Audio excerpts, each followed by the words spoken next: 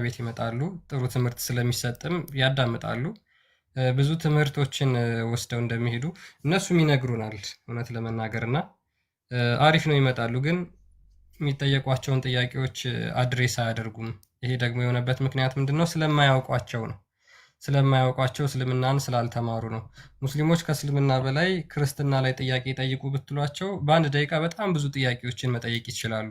ስለ እስልምና ግን ስለ አላህ በአንድ ደቂቃ ውስጥ ወይም አስረዱን ብትሏቸው አንዲት ቃል እንኳን መተንፈስ አይችሉም እና አስቸጋሪ የሚያደርገው ፓርት ይሄ ነው። ኤኒዌይስ እንግዲህ ያው ከዛሬው ርዕሳችን ጋር በተያያዘ አርሽ ምንድን ነው የሚለውን የምንመለከት ይሆናል። ሙስሊሞች ብዙ ጊዜ አላህ ከአርሽ በላይ ነው፣ አላህ ከአርሽ በላይ አይደለም የሚሉ ሁለት ጎራ ከፍለው የሚከራከሩ ቡድኖችን በእስልምና ውስጥ ሰምታችሁ ልታዩ ትችላላችሁ። እና እጅግ በጣም ትልቁ ጠባቸውና ትልቁ መከራከሪያቸው ከሆነው አንዱ ምንድን ነው?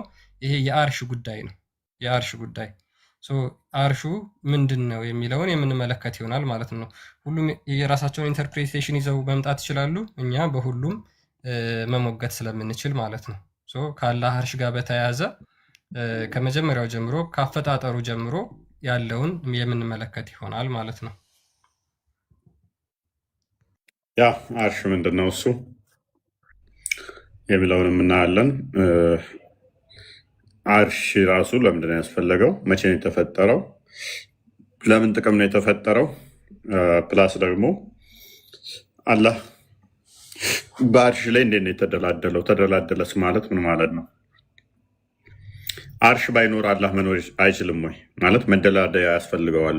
ነሰሰርሊ ለአላህ ትልቁ ፍጡር አርሽ እሱ ላይ ፈጥሮ እሱ ላይ ተደላደለ ብለው ያምናሉ። ነሰሰርሊ አላህ መደላደያ ያስፈልገዋል ወይ? ጎኔን ላደላድል የምትለው አልጋህ ላይ ሄዳ አረፍ እንደምትለው አላህ ልክ ሰርቶ ሲጨርስ እረፍት የሚያደርግበት ቦታ ያስፈልገዋል ወይ?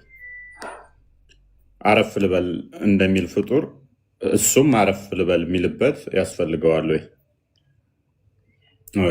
የሚለውን የምንዳስስ ይሆናል ማለት ነው። ፕላስ የአርሽ መገኛው የት ነው? አቅጣጫ አለው ወይ? የአርሽ መገኛ የት ነው የሚለውንም የምናይ ይሆናል ማለት ነው።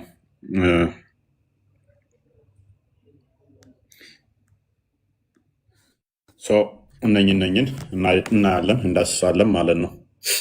አርሹን የተሸከሙት አካላቶች አሉ። አርሽ ይጠፋል፣ በራሱ አርሽ ይጠፋል።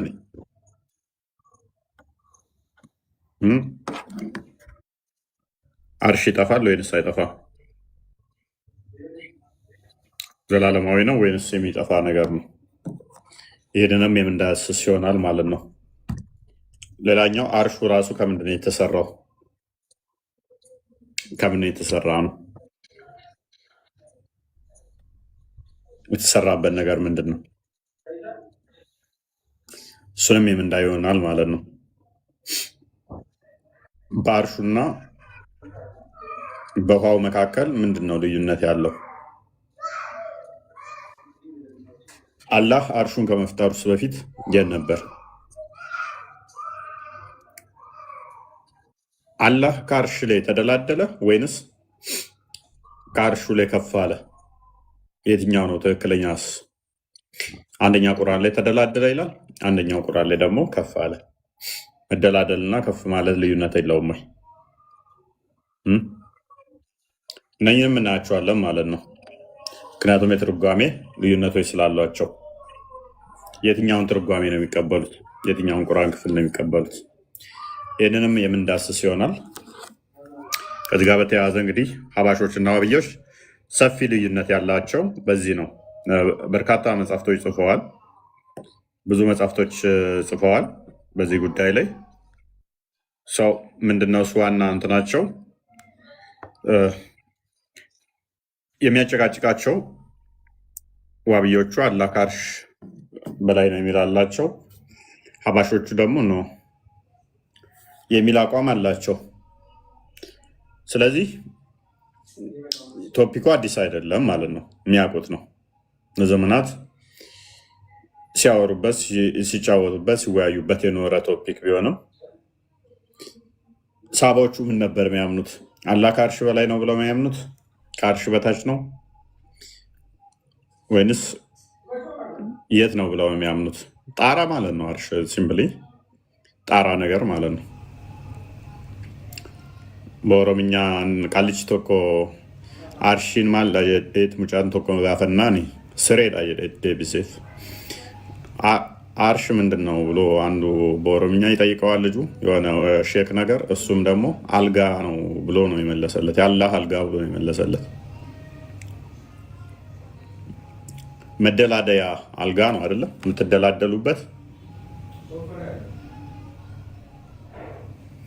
የምትደላደሉበት አልጋ ነው።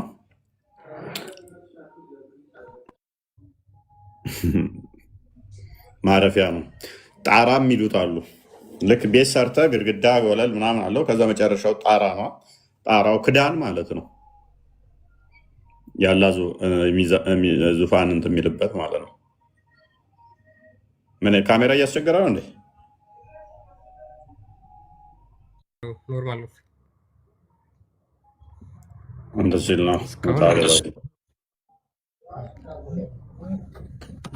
ኔትወርክ ነው ነው ምንድን ነው ታዲያ? ያው ጥሩ ይመስለኛል። አይ ሪኩዌስት የላከ ለመግባት ገብቼ ከዛ ፕሮፋይል ሳይ አስወጣኝ። ኦኬ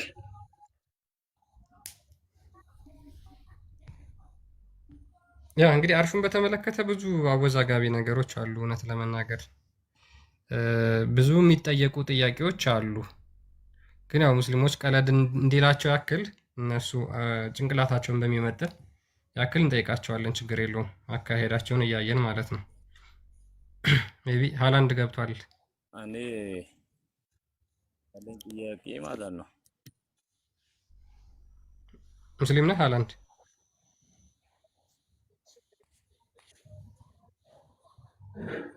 እኔ ነው አዎ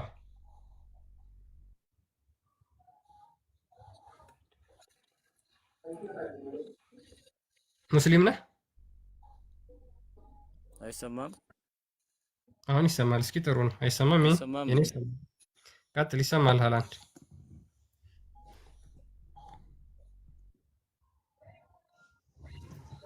አይሰማም ሃላንድ?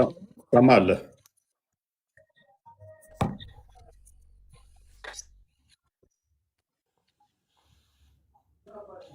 አይሰማም ወይ? ትሰማለህ?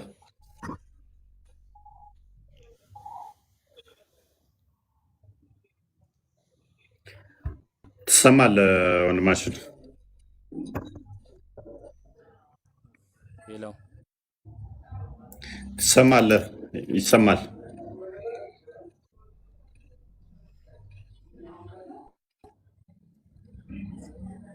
ኦኬ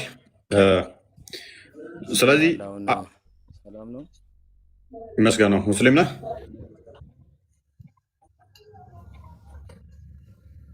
ሙስሊም ነህ ወይ?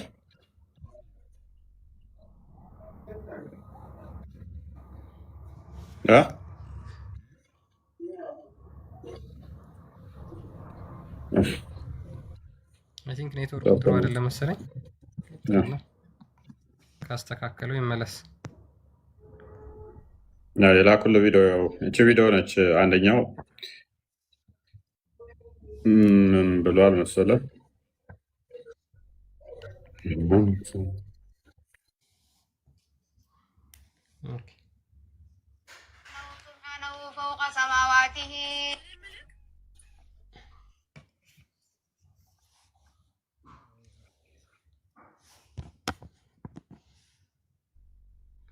ይሄኛው ነው አይደል? ልክፈተው። سبحانه فوق سماواته سمي ذاتي أرجل على عرشه سنيس الرجل علي على خلقه أختي سرت ألتا ምኑ ላይ ነው ያለው ይላል። ስሬ ሳራት ጅራ መለስ አድርገው ትንሽ ተመጀመረው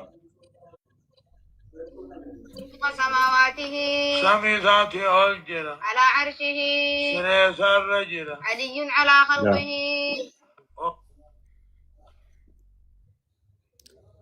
እሰ ጅራ ይረድ ስሬ ይሰረ ጅራ አልጋው ላይ ነው ያለው አላ which means ተኝቷል ማለት ነው እኮ ተደላደል አልጋ ላይ ከተባለ ተኝቷል አልጋ ላይ አላ ማለት ነው። መደላደል ጎን አረፍ የምትለው ምናምን ነገር መኝታ ነው ማለት ነው። መኝታ ነው። ስሬን ሳይሰ ጅራ ሰሚ ጉባ ጅራ አላህ ነው ስሬ ሰረ ጅራ አላይን እንትኑ ምን ነበር ማርሹ የናለው ከሰማይ በላይ አላህ የናለው አልጋው ላይ የምጠይቀው ነገር አለ። ሙስሊም ነህ?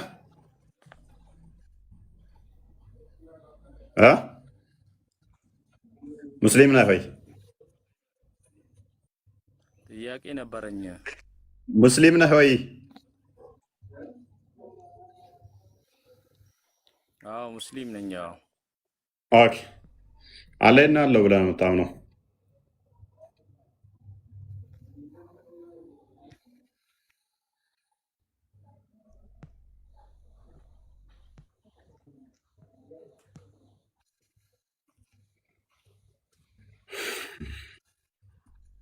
አይ በቃ ኔትወርክ ጥሩ አይደለም። ሃላንድ አስተካክልና ኔትወርክህን ወይ ተመልሰህ መግባት ትችላለህ፣ ወይም እዚሁ ከሆነህም ከሰራልህ ጠብቅ። ኦኬ። ሙስሊሞች አላህ ነው ያለው። ለዛ ነው ድምፅ አስተካክል። በቃ ከአንድ ሰዓት እየቆየ ነው እያወራለሁ። አላህ ነው ያለው።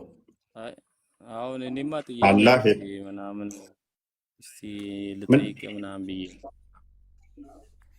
እየሰማን እኮ አይደለም፣ እየሰማ አይደለም። ወንድማችን አላህ ነው ያለው። ሙስሊሞች አላህን ከቸነት ሰጀራ ሙስሊሞች አላህ ነው ያለው። መመለስ ትችላላችሁ? አላህ የት እንዳለ ታውቁታላችሁ?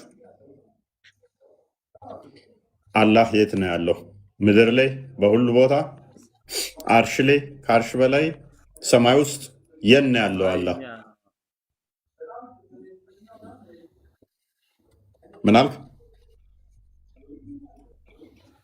አይ እኛ የምናምነው አሁን ቢያንስ ከአርሽ በላይ ብለን ነው። ከአርሽ በላይ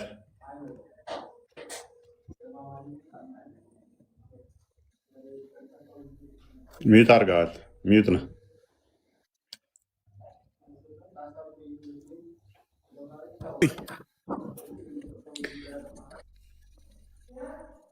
አንዴ ጨርስ ብለን ነው እንትን የምንለው።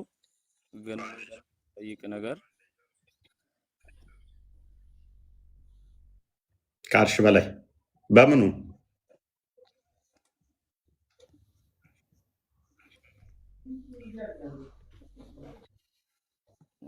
ቀጣይ ጥያቄንም አስጨርስኝና ቀጣይ ጥያቄ ላይ ያገባልኝም እኮ በምኑ ነው ከአርሽ በላይ? እና አንተም ጠይቀኝና እሱን እንመላለስ ብዬ ነው።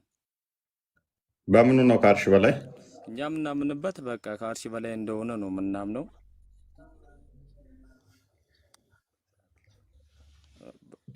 በምኑ ነው? ፈጣሪነቱም ነው ከአርሽ በላይ ነው። በምኑ ምኑ ነው ከአርሽ በላይ? ምኑ ነው ከአርሽ በላይ? ፈጣሪ ስለሆነ ነው ከአርሽ በላይ ነው። ኦኬ፣ ፈጣሪ ስለሆነ ከአርሽ በላይ ነው የሚል ማስረጃ አለ? ከአርሽ በላይ የሆነ ፈጣሪ ነው የሚሆነው?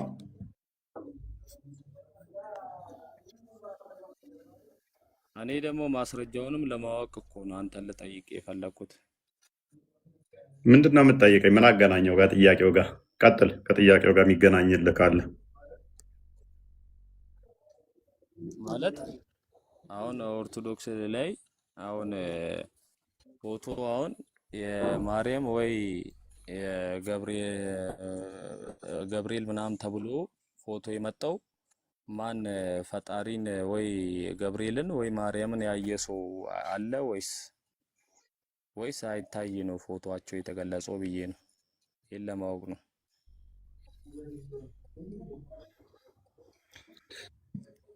ይሄ አሳስበው ነው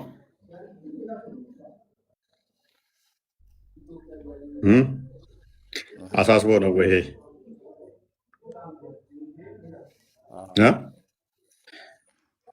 ኦኬ ሳይታዩ እንዴት አሁን ፈጣሪ እንዴት ይታያል?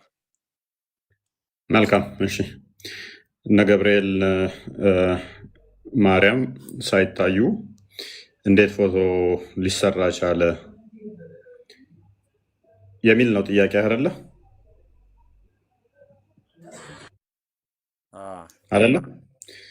መልካም እኛ ገብርኤልም ፈጣሪ ነው ገብርኤልም ፈጣሪ ነው ብለን አናምንም። ማርያምም ፈጣሪ ነች ብለን አናምንም። ማርያም አልታየችም ብለን አናምንም። ስለዚህ ጥያቄው ስህተት ነው ማለት ነው። ሳይታዩ ፈጣሪ ሳይታይ ገብርኤልና ገብርኤልና ማርያምን ፎቶ እንዴት ታነሳላችሁ ሳይታዩ የሚል ጥያቄ ነው የጠየቀን። ሰው ገብርኤልም ፈጣሪ አይደለም፣ ማርያምም ፈጣሪ አይደለችም። ማርያም በደንብ ታይታለች፣ ገብርኤልም ደግሞ በመገለጥ ደጋግሞ ታይቷል ማለት ነው። የታዩት ሊሳሉ ይችላሉ ማለት ነው። በተገለጡበት ይሳላሉ ማለት ነው። ነገር ግን ሃላንድ ፕሮፋይል ላይ እያየው ስለሆነ ሙስሊም ነኝ ባልከን መሰረት ጋንም ከሚገቡት አንዱ ነህ። ታውቃለህ አይደለ? ጋንም ከሚገቡት አንዱ ነህ። ምክንያቱም ፎቶ የሚሰራና ፎቶን የሚይዝ ጋንም ከሚገቡት አንዱ ነው አይደለ?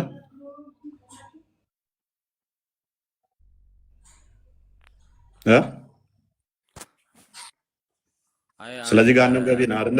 እንደ እምነትህ ከሆን አይቀር እንዴት ፈጣሪዎች እንዴት አሁን ፈጣሪዎች እንዴት በፎቶ ሊገለጹ ወይ ደግሞ አንድ ሰው ሳያቸው ማንም ሰው ሳያቸው የጠየቁህን መልስ በፎቶ ሊገለጹ ይችላሉ? የጠየቁህን መልስ። ጋንም ገቢ ከሚሆኑት አንዱ ነህ እንደ ራስ አስተምሮ መሰረት። ምክንያቱም እንደ እስልምና አስተምሮ ፎቶ ይቻላል፣ ፒክቸር ማስቀመጥ መያዝ ይቻላል።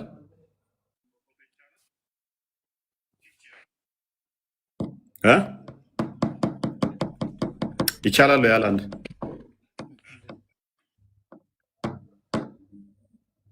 ጋንም ከሚገቡት ነኝ ጋንም ከሚገቡት ነኝ በልና ጥያቄን ቀጥል። ችግር የለውም እቀበላለሁ። ቆይ ኮመንት ላይ ተረጋጉ። ምንም ይሁን ሙስሊም ነኝ ብሎ ነው የመጣው አይደለ? ሙስሊም ነህ ፕሮቴስታንት ነህ? ሙሐመድ ነብዬ ነው አላህ አምላኬ ነው በል እስኪ ሙስሊም ከሆንክ ሰማላ። እኔ ወላሂ ላዚ ሙስሊም ነኝ። ሙሐመድ ነብዬ ነው። ሙሐመድ ነብይ ነው ብለህ የምታምነው? ምን በለው እስኪ በቃል በለው። አምናለሁ። ምን ብለህ? ሙሐመድ ነብይን አምናለሁ። በቃ ሙሐመድ ብዬ አምናለሁ። ስለዚህ ጋንም ከሚገቡት ነገር ነህ ማለት ነው። ምክንያቱም ፒክቸር የሚሰራ ፒክቸር የሚይዝም በቂያማ ቀን የተጠላው መጥፎ ሰው እሱ ነው ብሏል። ስለዚህ አንተ የተጠላውና መጥፎ ነህ እንደ እስልምና አስተምሮ አይደለ?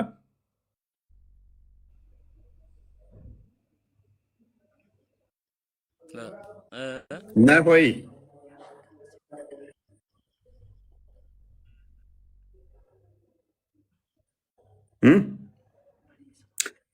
ሰዓታችን እየገደልክ ነው። እናመሰግናለን። ይነስ እኛ ጋር በተገለጠው ልክ ይሳላል፣ ችግር የለው።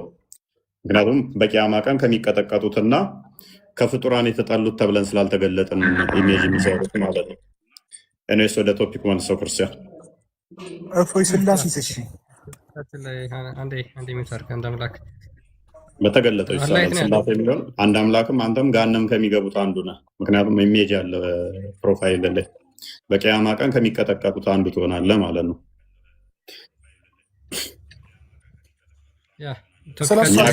እፎይ እባክህን ኧረ ጥያቄ መልስልኝ። ትናንትናም እንደዚሁ አስቀምጠኸኝ ከወጣሁ በኋላ አልተመለስኩም እኮ። ነገርኩህ እኮ እኛ ጋር ችግር የለውም አልኩህ እኮ። እኛ ጋር ይህንን ጥያቄ የምጠይቀው ምንድነው? እንዲህ የሳላችሁ በቂያማ ቀን ትቀጠቀጣላችሁ እንደናንተ ብንባል ኖሮ ትቀጠቀጣለህ ትለኛለህ። እኛ ጋር ግን መጽሐፍ ለእሱ አይደለም። አይ ያልታየ እንዴት ለእሱ አይሰገድም። አሁን ለምስሉ ለስላሴ ምስል አይሰገድም። እሺ አዳምጣ። እኛ ፈጣሪ በባህሪው ታይቷል ብለናል እናምንም። ነገር ግን በመጽሐፍ ቅዱስ ላይ በተገለጠው ለማስተማሪያነት እሱ ተስሏል። በተገለጠው ለምሳሌ ገብርኤል በተደጋጋሚ ተገልጧል። ለማርያም ተገልጧል፣ ለዳንኤል ተገልጧል፣ የተለያየ ቦታ ላይ ተገልጧል። ገብርኤልን ግን በባህሪው እንኳን አምላክ ገብርኤል እንኳን በባህሪው ታይቷል ብለን አናምንም። እሱንም እያየ ሳላለ ብለን አናምንም። ነገር ግን በመጽሐፍ ቅዱስ በተገለጠበት በዛ በተገለጠበት ተስሏል። ከዛ አንጻር ነው። ይሄ ደግሞ አንተም ላይ ያለ ሱራ 19 ከቁጥር 17 እስከ 21 ድረስ አንብብ ገብርኤል እንዴት እንደተገለጠ። መጽሐፍ ቅዱስ ላይ የተገለጸውን በጽሁፍ የነበረው ወደ ምስል ተቀይሯል ማለት ነው። በምስል እኔ ከዚህ ጋር የተያዘ ጥያቄ ነው። አሁን አንድ ዋና ጥያቄ ልጠይቅህ። ፎቶ አይደለም ሲጀመር ደግሞ ፎቶ አይደለም። ምስልና ፎቶ ለዩ። በትንሹ ፎቶና ምስልን ለዩ። በእስልምና እነኚህ ምስሎች ምናምን ገሃነም የሚያስገቡ ናቸው። የሚያስቀጠቅጠ ነው። ከእስልምና ወጥታችኋል ሁለታችሁ። ይሄ ፎቶ ፕሮፋይላችሁ ያላችሁ ቲክቶክ ላይ ያሉ ሙስሊሞች እንዳለ ከእስልምና ወጡ ናቸው። ህይወት ያላቸውን ተንቀሳቃሽ ነገሮችን ምስል ያላቸውን የሚሰሩም የሚይዙም ካሉ መልአክ የማይቀርባቸውም ገሃነም ከሚገቡት ውስጥ ናቸው። ነብያችሁ ያስተምሮ መሰረት ማለት ነው።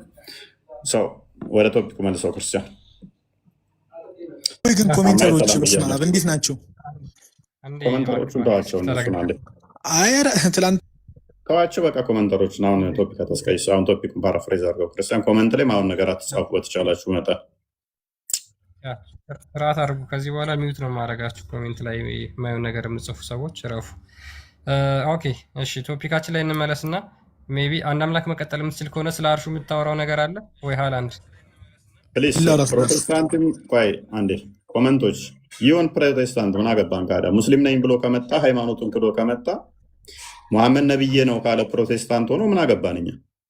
ሀይ እንትን አታደርጉት፣ ያልበላችሁን አትከኩ። ሙስሊም ነኝ መሐመድ ነብዬ ነው የሚል ፕሮቴስታንት ካለ ምን አገባን? እንደ ሙስሊም ነው ትሪት የምናደርገው። መሐመድ ነብዬ ነው እኔ ሙስሊም ነኝ የሚል ፕሮቴስታንት ካለ እዚህ ጋር ጋነበት ምክንያት ምንድን ነው?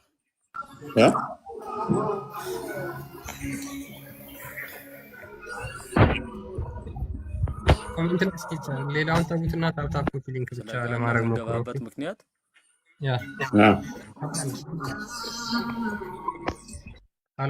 ሃላንድ ኔትወርክ የሚሰራልህ ከሆነ ጥያቄ ልጠይቅ እስኪ። ኔትወርክ በደንብ ይሰራል? መደናቆር እንዳይሆን ማለት ነው። ኦኬ፣ እስኪ ስለ አርሹ ንገረኝ። አርሹን ለምንድን ነው አላህ የፈጠረው?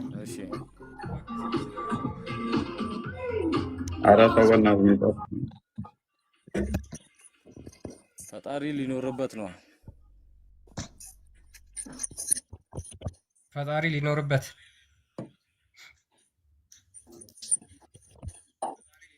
ኦኬ። ስለዚህ አላህ መጀመሪያ መኖር ያልነበረውን መኖሪያ ሰራና እዛ ላይ መኖር ጀመረ ማለት ነው። እሺ፣ እናመሰግናለን።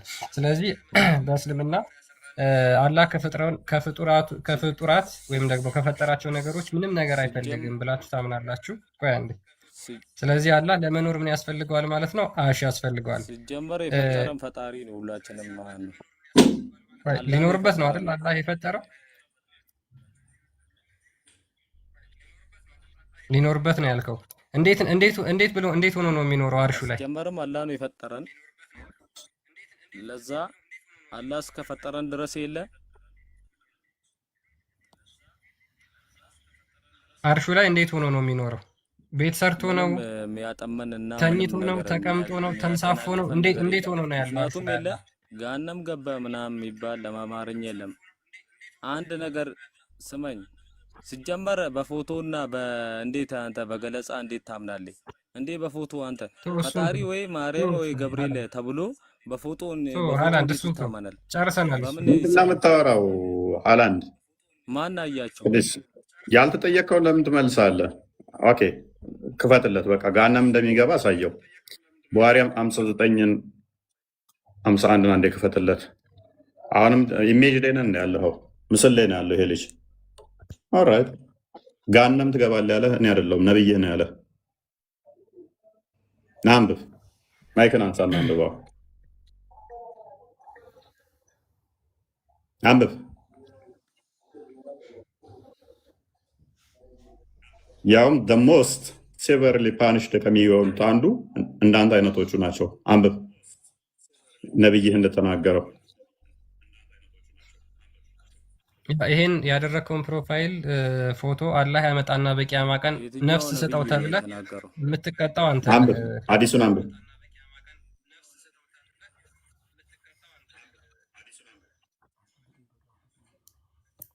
ድምፁ ከፍ አድርግቶ ያንብባ። ራስ አንብብ።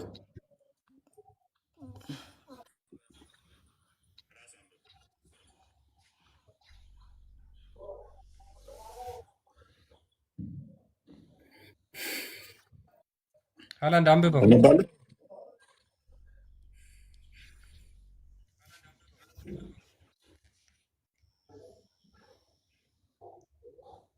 አንብብ። ጋነም ከሚገቡት አንዱ አንተነ በነቢዩ አስተምሮ በእስልምናው ነቢይ ብለው በሚከተሉት መሐመድ አስተምሮ መሰረት ዘሆል ቲክቶክ ላይ ያሉ ሙስሊሞች ጋነም ገቢ ናቸው።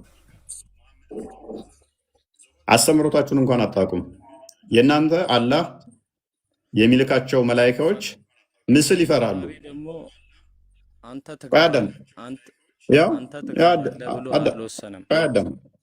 ደምሰንጀር ኦፍ አላህ ሰይድ ነብይህ ነው ያለው among the people who will be the most severely punished on the day of resurrection will be the image makers በቂያማ ቀን በጣም ከሚቀጡት ወይንም ደግሞ በትንሣኤ ቀን ከፍተኛ ቅጣት ከሚጠብቃቸው ምስል የሚሰሩ ናቸው። ምስል የሚይዙ ምስል የሚጠቀሙ። በሌላ ሐዲስ ላይ ደግሞ እየተቀጠቀጥክ ህይወት ስጠው ትባላለህ። ምስል የምትጠቀም ከሆነ አናገር የያዝከውን ምስል ህይወት ስጠው እያለ ይልሃል ማለት ነው። ያው the image makers will be punished on the day of resurrection and I will be told give life to that which you have created ምን ትባላለህ? በቂያማ ቀን ምስሉ ይመጣልህና ህይወት ስጠው ተብለህ ትነገራለህ። ይሄን ለፈጠርከው ምስል፣ ይሄን ላደረከው ምስል ህይወት ስጠው እየተባልክ ለምስሉ ህይወት እንድትሰጥ ትቀጠቀጣለህ ገና። ስለዚህ ምስል እዛ እየተንቀሳቀስክ ስለ ምስል ጥያቄኛ ጋር ስመጣ ምን ላይ ቆመህ ነው? በመጀመሪያ እኛ ጋር እንደዚህ አይነት ትዕዛዝ ቢኖር ኖረው አንተ ያልከው ነገር ምስል ትክክል አይደለም ብለህ ትጠይቀናለህ። በቂያማ ቀን ያስቀጠቅጣል ትለናለህ። እኛ ጋር ምስል በማድረጋችን በቂያማ ቀን እንዳንተ በሽብልቅ አናታችን ይቀጠቀጣል። ህይወት ስጡት ለምስሉ አናግሩት ትባላላችሁ ተብለን አልተባል። አንተ ነው የተባልከው። አንተ ይጭነቅህ እንጂ ምስል አንተ ምስል ዛላው መልአክም አይጠጋ ምስል ባለበት መልአክ አይገባም ስላለ ነብይህ ማለት ነው። ስለዚህ አጋንንት ሰይጣን በደማችሁ ውስጥ ይዞራል ብሏል። ምስል ካለ ደግሞ መልአክ ወደ ቤታችሁም አይገባም። ነብይህም ምስል ባለበት መልአክ አይገባም ብሎኝ ጅብሪል 15 ቀን ቀርቶብኛል ብሏል። አንተ ደግሞ እድሜ ልክህን አካውንት ውስጥ ምስል እዛ ነው የምትዞረው። የአንድ አካውንት በአጋንንት የተመታ ነው፣ ቤትህም በአጋንንት የተመታ ይሆናል ማለት ነው። እና እንደዛ ነው። እሺ ቀጥል። ሮዳ ሰላም፣ እንዴት ናችሁ? ሰላም ነው። እንዴት ነሽ? እንኳን ደህና መጣሽ። ጓደኛ ቆያችሁ እንላለን። ሌላ እኔ ጥያቄ መጠየቅ ፈልጌ ነበር። ፈቃደኛ ናችሁ? ጥያቄ ትንሽ በኋላ ቆየት ብለሽ ትጠይቂያለሽ። መጀመሪያ እኛን ቶፒክ ሰምተሽው ከሆነ ስለ አርሹ እስኪ የምታውቂውን ነገር ንገሪን። አላህ አርሽን ለምንድን ነው የፈጠረው? ይዋ ስለዚህ ነገር በነገራችን ላይ እኛ ምሳሌ ማናውቀውን አሳልፈ ለሌላ ሰው እንሰጣለን እንጂ ባናውቀው ነገር በናገር ያ ሸሪዓ ራሱ አይፈቅድልኝም። ያን ነገር ጥልቅ እውቀት ያላቸው ሰው ያብራሩ ይሆናል። እኔ አንድ ነገር ብለህ ወደ ሌላ ስለምትገባ ያ ነገር አስፈላጊ አይደለም። እኔ ጥያቄ መጠየቅ ነው ፈልገው። ኦኬ፣ የሚቀድመው ስለ አርሹ ማወቅ ነው ወይ ስለ ክርስትና ጥያቄ መጠየቅ ነው? አንቺ ማስቀደም ያለብሽ ማለቴ እናንተ አሁን እያስተማራችሁ መምህር አባቶች ስለሆናችሁ ይሄን የምጠሩበትን እምነት በስ አውቄ ለመቀበል እንዴት አይነት እምነት ነው የሚለውን ነገር ግልጽ ብታደርጉልኝ ፈልጌ ነው። ስለ አርሹ ደግሞ እንደ አንብበሃል ማሳየት እዛ ትርጓሜውን ራሱ አስቀምጦልሃል። ላኪን በእናንተ ደግሞ ወራይ ያዘው ፍለጠው ለማለት ደግሞ እዛ ውስጥ ገብቼ አይፈቀድልኝም። ሀታ አላህ ካለው ውስጥ መጨመርም ሆነ መቀነስም ፍቃድ አይደለምና በዛ አርሹ ነገር ላይ ተምረሻል? ጥልቅ እውቀት ያላቸው ጋር ብትወያዩ ደስ ይለኛል። ስለ አርሽ አስተምረውሻል ኡስታዞች? አዎ ቢያስተምሩ ኦኬ። ለኔ ቢያስ ለራሴ እውቀት ያህል እንጂ ለራሴው ለማስረዳት ይከብደኛል። እኔ አርሽ ላይ ነው ብዬ ነው የማምነው። ላኪን እንደዛ ብዬ ሳምን ደግሞ እናንተ ሌላ ነገር ስለምትሉ ስለ አርሽ የምታውቂውን በቃ 2 ደቂቃ ሰጥቼሻለሁ። አውሪ፣ አስረጅን እስኪ። አርሽ ምንድን ነው? አርሽ ማለት ሰባተኛ ሰማይ የሚገኝ ከሰማይ በላይ ነው አይደለ እንዴ? አላህ ደግሞ በዛቱ እዛ ነው ይባላል። ግን በእውቀቱም ሆነ በሁሉ ነገሩ በሲፋቱ ደግሞ ከኛ ከደም ስራችን የቀረበ ነው የምንለው ማለት ነው። አላህ በሁሉ ቦታ ለኛ የቀረበ ነው። ላኪን በዛቱ ስንል ደግሞ ልክ እንደ ሰው ዛት ሳይሆን ዛት ሲፈት የሚባል አለ በአረብኛ ቃላት። ሲፈት ማለት በቃ አንድ ነገር በአማርኛ ዛት እንደሚባል ማለት ነው። ያንን ስንል ግን እንደ ሰው ይሄ ያለው ይሄ ዛት አለው ይሄ እግር አለው ይሄ እጅ አለው ለማለት አይደለም። ስለዚህ እኔ ስለዚህ ደግሞ ጥልቅ እውቀት የለኝም። እዚህ ውስጥ ባልገባ ለራሴ ደስ ይለኛል ማለት አንድ ነገር ይሄ ነገር ከባድ ነው። ልክ አላህ እንደዚህ ነው ብለን ለማለት ለኔ አይመጥነኝም። ግን እንደዛ ብያምናለሁ። ከአርሽ በላይ አለ ብዬ አምናለሁ። خلاص ሮዳ ጎበዝ ነሽ። አሁን አንቺ ቲክቶክ ላይ ካሉት ኡስታዞች በጣም የተሻለ ጥሩ መልስ መልሰሽልናል። ጎበዝ። ላ ቲክቶክ ላይ እንኳን የለኝም 100% ጥሩ መልስ መልሰሽልናል። ያ ያስፈልግ ኡስታዞች ማሻአላህ ኡስታዞች እኛ ኡስታዞች ቁርአንን ሐፍዘው በጭንቅላታቸው ሐዲስ ጨምረው የሚናገሩ ናቸው። ወላ ያንተ ችግር የለውም። እነሱ ከመሐመድ ይሻላሉ። መሐመድ አልሐፈዘም፣ እነሱ ግን አፍዘዋል። እሺ ችግር የለውም። እሺ አላህ ነብያችን ተሰደቀ ወርዳለሁ። በቃ አይ አልተሳደብኩም እኮ ረውዳ። እሺ ረውዳ ከአርሽ በላይ ያለው እጁ ነው ወይስ እግሩ ነው? ወገድ አልልክ ጥያቄ ጠይቀኝ እንኳን አልኩ። እንደዚህ ብለን ልጠይቀኝ ፈቃደኛ አይደለሁም። እግሩ ነው እጁ ነው ብለን ልጠይቀኝ ፈቃደኛ አይደለሁም እያልኩ ነው። እንደዚህ ብዬ ለማብራራት አላህ ካለው ውጭ አንድ ቅንጣት ብትጨምር ነገ ይኸው መልካም አላህ ገብተን የምንጠይቅበት ነገር ስለሆነ በቃ የሆነ ቆቅልሽ ነገር ቢሆን ያንን ከሌለው ፈላቀው እያልኩላለሁ። ያ ነገር ግን ለኔ አያሰደኝም። እና ምን ልጠይቅሽ አሁን ረውዳ? እኔ ልጠይቅ ነው ጥያቄ ተቀበሉኝ እንደሆነ አዎ ተቀበሉኛለህ። ካለዛ ደግሞ ካልተቀበላችሁኝ ኡስታዞች ጋር ትወያያላችሁ። ውይይት በሳቸው በተማረ ሰው ያምራል። እኔ አሁን ምንም ማቀስ ስለሌለኝ ደስ አይልም። እኔ ጋር አንዴ ማለት አስጨነቅሽኝ እኮ እንደዚህ እያልከ ጠየቀኝ ምናምን እያልሽ አሁን እያስፈራራሽ ነው ያለሽው። እና የምታውቂውን መልሽልኝ ያልኩሽ አላህ በዛቱ ከአርሽ በላይ ነው ብለሽ ነበር አይደል መጀመሪያ? ኦኬ የትኛው ዛቱ ነው ከአርሽ በላይ ያለው? ምን ነው አላህ እኮ አንድ ነው ብለን ነው የምናምነው። ሁለት አለን እንዴ?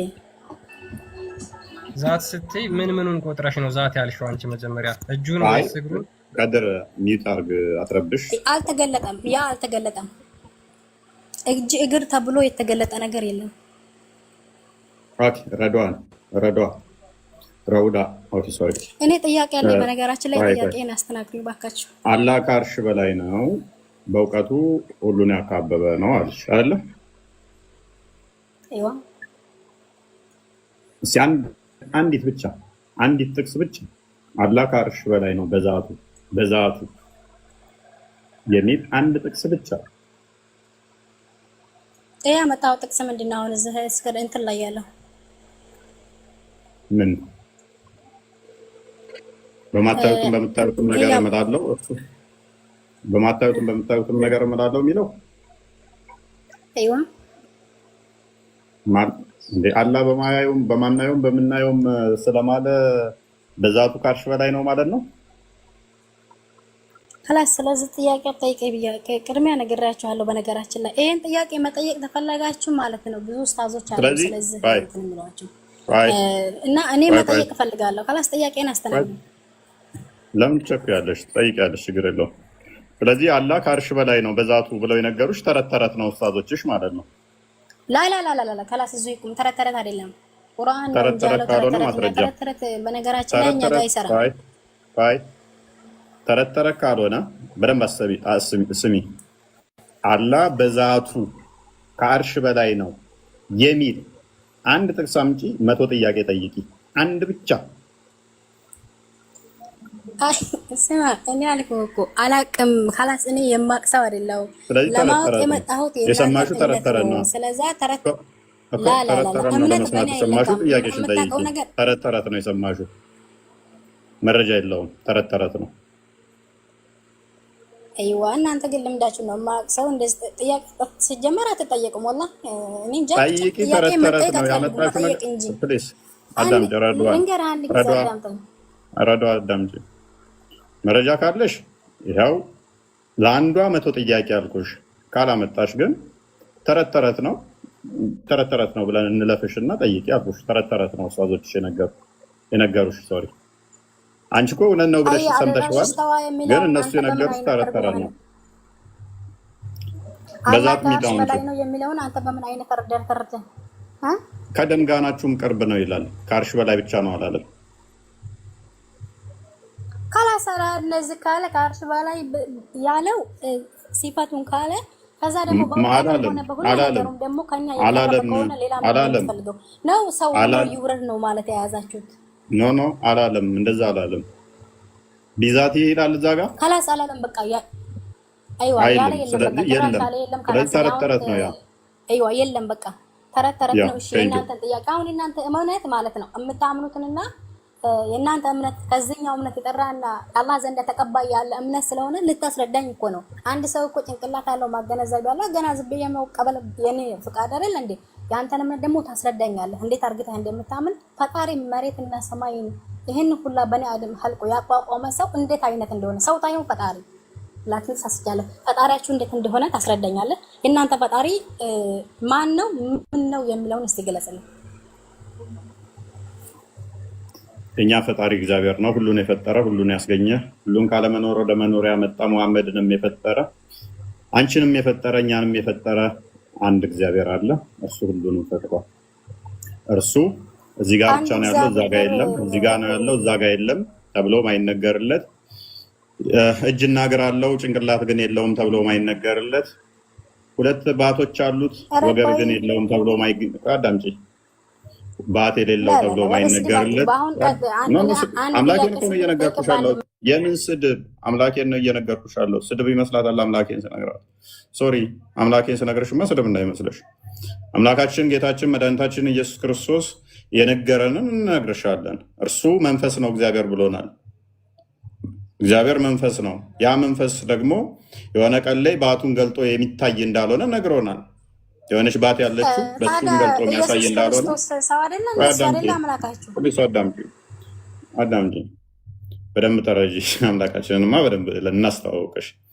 ስለዚህ የእኛ አምላክ ከእናንተ ጋር እንደዚህ እያመሳሰልኩትም ስላልሆነ ያመሳሰልኩት መስሎሽ ስድብ እንዳይመስልሽ ማለት ነው። ስለዚህ አምላካችን እኛ የሆነ ቦታ ላይ የሆነ መቀመጫ የሚያስፈልገው እዛ የተቀመጠ እዚህ ቦታ የሌለ እዛ ቦታ ያለ የሚመጣ የሚሄድ የሚወርድ የሚነሳ የሚቆም ምናምን ተብሎ በባህሪው አይነገርለትም።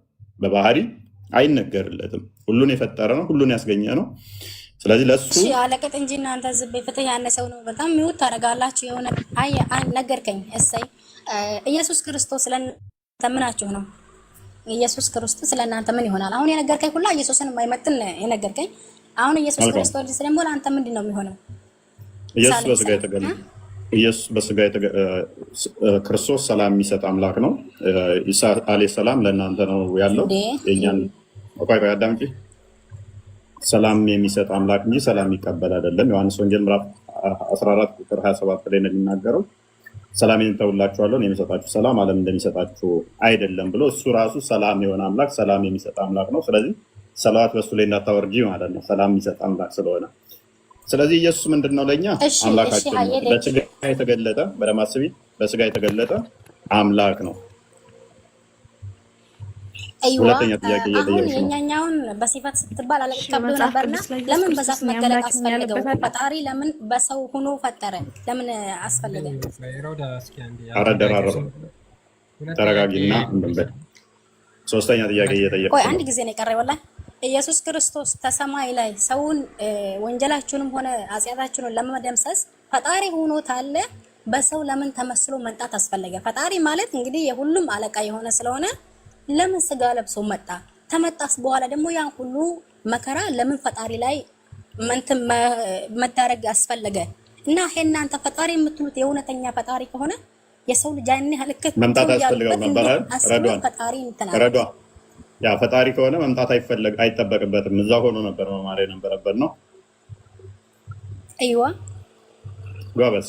በዚህ መሰረት ከእስልምና ትወጫለሽ። የአንቺ ፈጣሪ እውነተኛ ፈጣሪ ቢሆን ኖሮ በየሌሊቱ በየቀኑ መውረድ ሳይጠበቅበት ከአርሹ በላይ እንዳለ ለምንድን ነው እሱ የማይምርሽ? ከአርሽ ላይ የወረደ በየሌሊቱ ማን ነው ምሕረት የሚጠይቀኝ የምመራው፣ ማን ነው ይቅርታ የሚጠይቀኝ ይቅር የሚለው ማለት አይጠበቅበትም ነበር። እንዳንቺ ሎጂክ መሰረት እህታችን ከአርሽ ላይ ከሌሊቱ 1/3 አንድ ቀን አይደለም ያው ዘመናት ተቆጠሩ በየቀኑ ይመላለሳል ብለሽ ታምኛለሽ? የምትለው ነገር በነገራችን ላይ የለም። ያንን ሐዲስ ራሱ ያመጣው ዶይፍ ነው። ባለፈው እንደዛ ስለነበር እናየዋለን። ክርስቲያን አዘጋጀው አዲሱን ቡሃሪ ላይ ያለልሽ ችግር የለውም። አዲሱ ቡሃሪ ምን ያለ ሙስሊም ላይ አለ። አዳምጪ። ስለዚህ እኛ ምን እናምናለን? ሮሜ ምዕራፍ 5 ቁጥር 6 ጀምሮ እንደሚናገረው ቅዱስ ጳውሎስ ክርስቶስ በስጋ የተገለጠው ምንድነው? እሱ በስጋ የተገለጠበት ለምን መውረድ አስፈለገው? እችን ብቻ መልስልኝ። መውረድ አስፈለገ? ወላሂ የምታመጣው ቁርአን ዶይፍ ነው። ወላሂ ታውን ቀደመኝ ነገር ተዋይቶ ይሄው ሐዲስሽ ቡሃሪ 11:45 ላይ አልቀበለውም። ዶይፍ ነው ይሄ። መልካም ምን የሚለው ከሌሊቱ 1/3 አላህ ይወርዳል የሚለው አልቀበለውም። ስህተት ነው። ወላሂ ስህተት ነው ያ ተብሏል። ብዙ ድገሚው። ሪካርድ አድርጉና ለኡስታዞቻቸው ላኩላቸው። ቲክቶክ ላይ አንዴ አዳምጪ። ሪካርድ አድርጉና ኡስታዞቻቸው ላይ ላኩላት ስለማስተምሩ። ይሄ ሐዲስ ደሞስት ኦተንቲክ ከሚባሉት ውስጥ ይሄ ዋነኛነት ጥርጥር የለውም ሸክ የለውም ከሚባል ሐዲስ ይሄ አንዱ ነው። ድገሚውና ማይክሽን አንሺ። እነ ኡስታዝ ኤልያስ እነ ኡስታዝ አለላ የትኞቹም ኡስታዞች በዚህ ላይ ጥርጥር የላቸው አቀራብሩና ላኩላት ተማሪዎቻቸው። በነገራችን ላይ የኛ እምነት እኮ በሰው አይገነባም። እኔ ስላጠፋው ነፍሴ ወክ እያጠፋለሁ እንጂ እምነቴን አልወክልም። ይሄን የምታውቀው ነገር አንድ ጊዜ ላስረዳ። እኔ ተስማምቻለሁ ከአንቺ ጋር። እምነቴን አልወክልም፣ እስልምና እኔን አይወክልም። ቆይ አላህ ከሌሊቱ 1/3 ይወርዳል የሚለው ቅጥፈት፣ ውሸት፣ ሐሰት ነው በይ። ኧረ እባክህን አስረዳኝ አንድ ጊዜ። አንተኛው ላይ ተሰቅሎ በስጋ መጥቶ ተሰቃይቶ ያልከኝን ፈጣሪህን ግልጽ አድርግልኝ እባክህን። ፕሊዝ አትረብሺ። ያንቺ አላህ የአባት ብቻ ያለው አንድ እግር ያለው 2 ባት ያለው አንድ እግር ያለው ጭንቅላት የሌለው በሌሊቱ 1/3 ለምንድን ነው ሁል ቀን የሚመላለሰው? በአንድ እግር እንግዲህ ጭንቅላት ሳይኖረው ማሰብ ነው። ከአርሽ ላይ ሁል ቀን የሚመላለስ ከሆነ በጣም አድካሚ ነው። ስለዚህ እንዲህ በይን፣ ቀላል ነው። አምላካችን አንድ ጊዜ አዳምጠኝ። አንተ የመምህር አባት ክብር ላንተ አለኝ። አዳምጠኝ። እንዴት ማጫወት እንዳለብኝ ማንንም ስለማቅመጥ አንገቴ እኔ ራሴ መልስልሻለሁ፣ በደንብ አድርጌ መልስልሻለሁ። ዳኢፍ ነው አልቀበለውም ብለሻል አይደለ? ድገሚው። አላህ ከሌሊቱ 1/3 ሁል ቀን ከአርሽ ላይ እኔን ጸሎት ለመስማት ሲል ይወርዳል ይመጣል የሚለው አልቀበለውም፣ ቅጥፈት ነው በይን። ማይክሽን አንሹ። ታሳዝናለህ አንተ። ተኔ ምን ትጠብቃለህ አንተ? እኮ እኔ አልኩ አላልኩ አንተ አንብበህ የተረዳኸውን መራስን መረዳት ትችላለህ። ላኪን ይሄ ነገር እኔ ደግሞ ይወርዳል ይመጣል የምትለው አላህ በሁሉም ቦታ የሚገድበው አይደለም አልኩህ እኮ። ጨርሰናል በዚህ። ኦኬ አላህ ይመጣል የሚለው ነው። ያንተን አስረዳኝ። ኢየሱስ ክርስቶስ አንድ ጊዜ ባክ ፕሊዝ ኡስታዙ አንድ ገማት ሐዲስሽን ብቻ ሳይሆን ገና ሃይማኖትሽን እንዳለ አስክጄ ነው ምልክት ሰው አልከተለም። እኔ የምከተለው ፈጣሪ ትከታያለሽ። መሐመድ ተከተሉኝ እኔን እስካልተከተላችሁ ድረስ እምነት የላችሁ። ላሳይሻ። እኔን ተከተሉኝ እኔን እስካልተከተላችሁ ድረስ እምነት የላችሁም ብሏል መሐመድ። መሐመድ ሰው አይደለም እንዴ? ዝንጀሮ ነው። ተረጋጊ። ሰውን ያልከተልም ብላለች። መሐመድ ዝንጀሮ ነው? ጦጣ ነው? ምንድነው የምትከታዩ? እኔን እስካልተከተላችሁ ድረስ እምነት የላችሁም የሚለውን አታውቂውም? እምነት የለሽም እሱን እስካልተከተልሽ፣ እሱን ፈራጅ እስካላደረግሽ ድረስ። ቀጥል። ያ ሐሚሮችንም ያልተከተለ እኔን አልተከተለም ብሏል። በይዜ ያ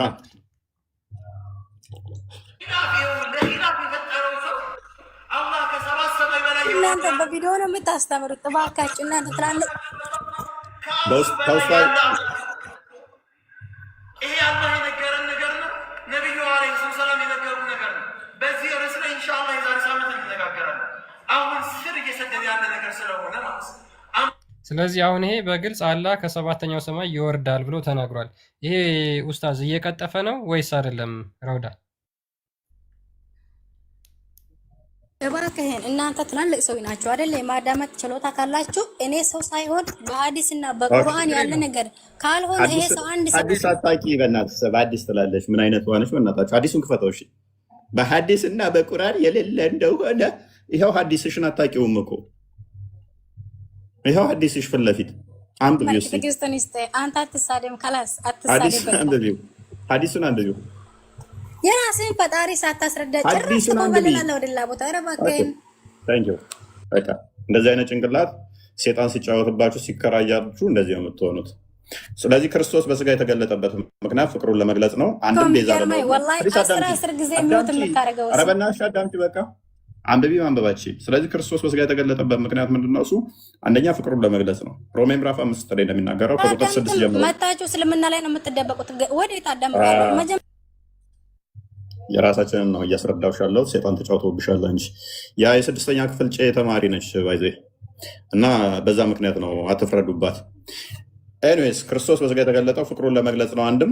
አንድም ደግሞ ቤዛነት ነው። አንድም ደግሞ ምሳሌ ሊሆነን ነው። አንደኛ ጴጥሮስ ምዕራፍ 3 ቁጥር ምዕራፍ 2 ቁጥር 3 አይ ቲንክ ምዕራፍ 2 ከቁጥር 20 እስከ 25 አካባቢ፣ ሮሜ ምዕራፍ 5 ከቁጥር 6 ጀምሮ፣ ዮሐንስ ወንጌል ምዕራፍ 3 ከቁጥር 13 እስከ 16 ምሳሌ ሊሆን ነው። ከኔ የተማሩ ስላለ ማለት ነው።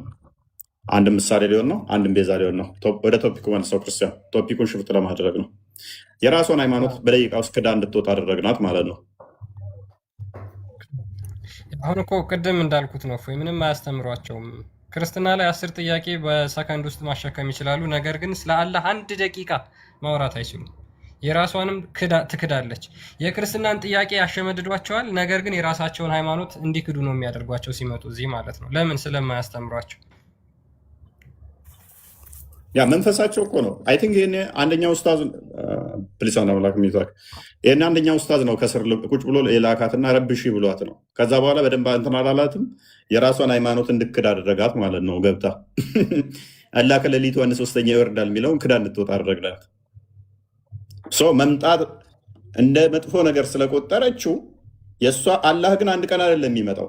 ክርስቶስ ለአንዴ ዘመኑ ፍጻሜ ላይ በስጋ ተገለጠ። ሁሉን ከፈጸመ በኋላ በአብ ክብር ተቀመጠ አይደለ? ጨረሰ። በቃ ከዛ በኋላ እንትን የሚለው አይደል፣ ለፍርድ ነው የሚመጣው ካሁን በኋላ። የእሷስ አላህ ዋንዴ አይደለም፣ ኢች ዴይ በእያንዳንዱ ቀን በእያንዳንዱ ከ8 ሰዓት እስከ 11 ሰዓት መጥቶ ይለምናል እጁን ዘርግቶ። የት አርሽ ላይ ሆኖ ስለማይሰማ ነው። ከአርሽ በታች እየወረደ ሁሌ እየመጣ ማነው ምሕረት የሚጠይቀኝ የምምረው፣ ማነው ይቅርታ የሚጠይቀኝ ምናምን እያለ እጁን ዘርግቶ ይለምናል። ለምን መመላለስ አስፈለገው? ካደ እናንተ ማማዬ ሪፖርት እያደረገች ነው አሉ። ተመለሽ ማማዬ። ሰላም በደር እንዴት ነው? ሙዚቃ አጥፋ።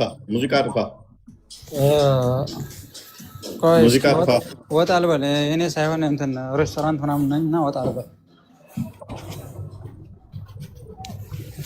እሺ ሰላም ነው? ይመስገነው። እንዴት ነህ? አልሐምዱሊላህ ደህና ነው። ይመስገነው። አላህ ከአርሽ በላይ ነው ብለህ የምታምነው ወይንስ ነው ብለህ የምታምነው? በመጀመሪያ እንትን ምን ነገር እንድትሳደብ ፈቃደኛ አይደለሁም። በመጀመሪያ ማለት ነው አላህ እንደዚህ ብሎ መሐመድ እንደዚህ ብሎ ምናምን ነገር እንድትል ፈቃደኛ አይደለሁም። ና እኔ እኮ ክርስቲያን ነኝ። ክርስቲያን ደግሞ እንዲሳደብ መጽሐፍ ቅዱስ አይፈቅድለትም። ነብይህና አንተ ግን እንድትሳደቡ ተፈቅዶልሃል። አንድ ስድብ ሲሳደብኩት ነው። የት ነው እንደሱ እንድሳደብ ብሎ የፈቀደልኝ? የት ነው? የምን ስድብ ነው ያወራኸው? ላለመወያየት እንድትሳደብ ምናምን ብለህ ያልከው ምን ብዬ ተሳደብኩ? ኖ ቅድም እሷ ጋር እያወራ ስትናገር ስለነበርኩ ነው። ምን ብዬ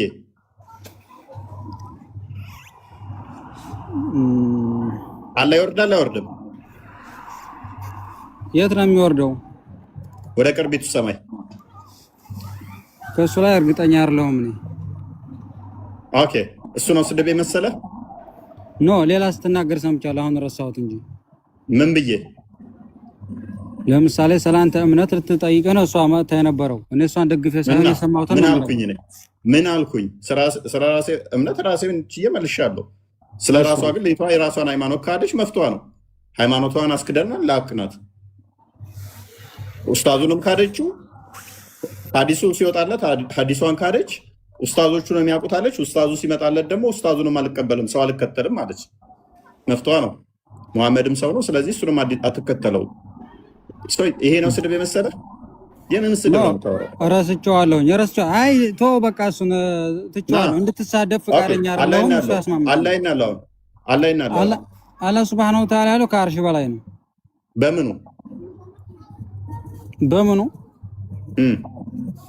በምኑ ልበልህ ማለቱን ነው። ከአርሽ በላይ ነው መሆኑ ነው እንጂ ምኑ ነው ከአርሽ በላይ ያለው? ምኑ ነው ከአርሽ በላይ? አላህ ሱብሃነሁ ወተዓላ ነው ከአርሽ በላይ ያለው። እጅ አለው፣ እግር አለው፣ ፊት አለው፣ አይን አለው።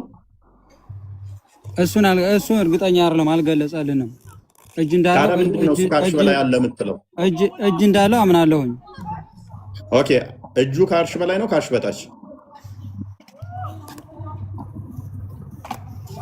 አላህ ከአርሽ በላይ ነው። እጁ እግሩ ምናምን የሚባል ነገር የለም። ኦኬ፣ እውቀቱ ለምሳሌ ከአርሽ በላይ ነው ከአርሽ በታች? እውቀቱ ሁሉን ያካብባል። ታዲያ ለምንድን ነው እሱ ነጥለህ ተናገራ? ምኑ ከአርሽ በላይ እንዳለ ምኑ ከአርሽ በታች እንዳለ ለይልን። እጁ እሺ ከአርሽ በላይ ነው፣ እውቀቱ ሁሉን ያካብባል አልከኝ። ሁሉ ቦታ አለ እውቀቱ። እሺ እጁ ሁሉ ቦታ አለ? እጁ ሁሉ ቦታ አለ? እጅ እንዳለ ተምሬያለሁ እንጂ እጅ እግሩ ምናምን የሚባል ነገር የለም። እግር ምናምን የሚባል ነገር የለም። ነው እጁ ሁሉ ቦታ አለ ወይ? እግርም እንዳለው ሐዲስ ተናግሯል። እውቀቱ ነው በልቅናው ነው እንጂ ያለው እሱ ከአርሽ በላይ ነው። እጁ የት ነው ያለው? እሺ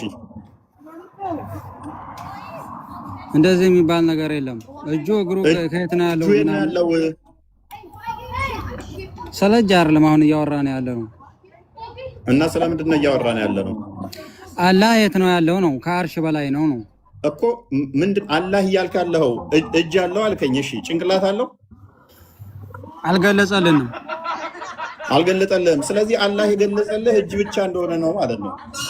እግር አልገለጸልኝም ካልክ፣ ጭንቅላት ካልገለጸላችሁ እጅ ብቻ እንዳለው ከነገራችሁ አላህ እጅ ነው ማለት ነው። እንደዛ አይደለም።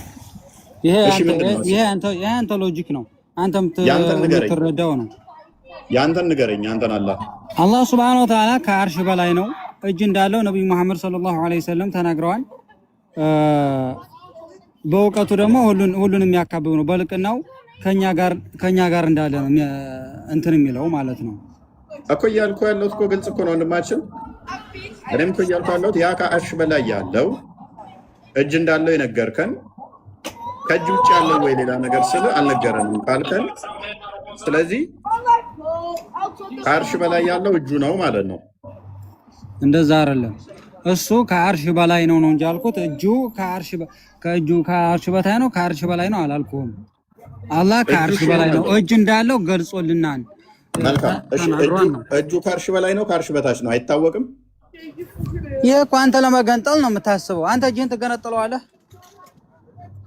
ከምን? ከወገቤ ከእጅ ትገነጥለዋለህ አንተ። አልገነጥለውም። ስለዚህ አላህም ከሌላ ሰውነቱ አይገነጠልም እያልከኝ ነው? አላህ በእውቀቱ ነው እንጂ ከኛ ጋር እሱ ከአርሽ በላይ እንደሆነ ነው የማውቀው። እንዴት ነው አይገነጠልም የምትለኝ? ምክንያቱም ወገብ እንዳለው ካላወቅ፣ ወገብ ከሌለው፣ ጭንቅላት ከሌለው እጅ ብቻ ከሆነ አላህ ያለው ወገብ እንዳለው ታስረዳኛለህ እኮ። ከሌለው እንዴት አይገነጠልም ትለኛለህ? የለውም ሲጀመር ተገንጥሎ እኮ ነው ያለው። አላህ እጅ ብቻ እኮ። አንተ ልትገነጥል ያሰብክ ነህ እንጂ እንደዛ ነው የምታስበው። እጁ ከምን ላይ ነው የምትለኝ ታዲያ? እጁ ከምን ላይ ነው ማለት እኮ ወደ ተገንጥሎ ከምን ነው የሚያርፈው ወይም ምን ላይ ነው ያለው ማለት ነው። አላህ ከአርሽ በላይ ነው ብቻ ነው፣ ሌላ ነገር ምንም ነገር የለም። ከድር እንግባባ። አላህ ከአርሽ በላይ ነው። እጅ አለው አላህ። መልካም። ጭንቅላት ግን የለውም አይደል? ጭንቅላት አልሰማውም፣ አልገለጸልንም። አይንስ አለው? የሚመለከትበት የራሱ የሆነ አለ። አይን ግን የሚባል ነገር የለም። ጆሮስ? ራሱን በመሰለ የሚሰማበት፣ ራሱን በመሰለ ሁሉን ይሰማል። ኦኬ። አንገትስ? አላቅም። ይሄን አንገት እንዳለው አልገለጸልንም። አትሊስት አምላክ ምን ያህል አካላት እንዳሉት እንኳን አታውቅም። በጥቅሉ ሰው አይመስልም። እጅ ግን አለው። እጅ አለው። እጅ ማለት ምን ማለት ነው? ራሱን የመሰለ ይሄ ጭንቅላትን ራሱን የመሰለ ራሱን አምሳያው ማለት ነው። ራሱን የመሰለ ምን ይመስላል ብዬ አይደለም የጠየቅኩህ እኔ። እጅ ምንድን ነው ያልኩህ? እጅ ክንድ ያካትታል አይደለ? ክንድ ያካትታል፣ መዳፍ ያካትታል፣ ጣቶችን ያካትታል። እጅ ነው አይደለ?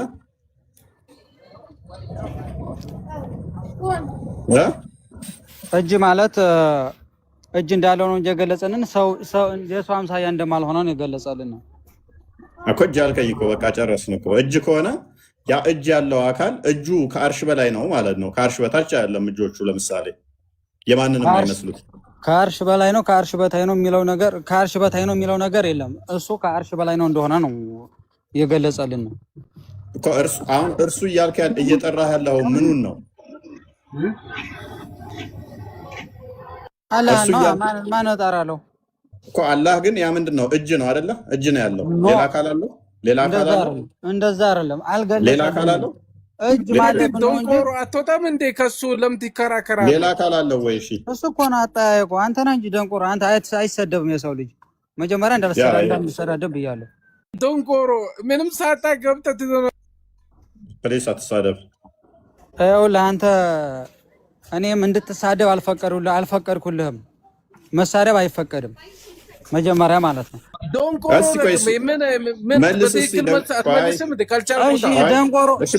ከሆንክ አንተን እሰማህ ነበር እንዴ?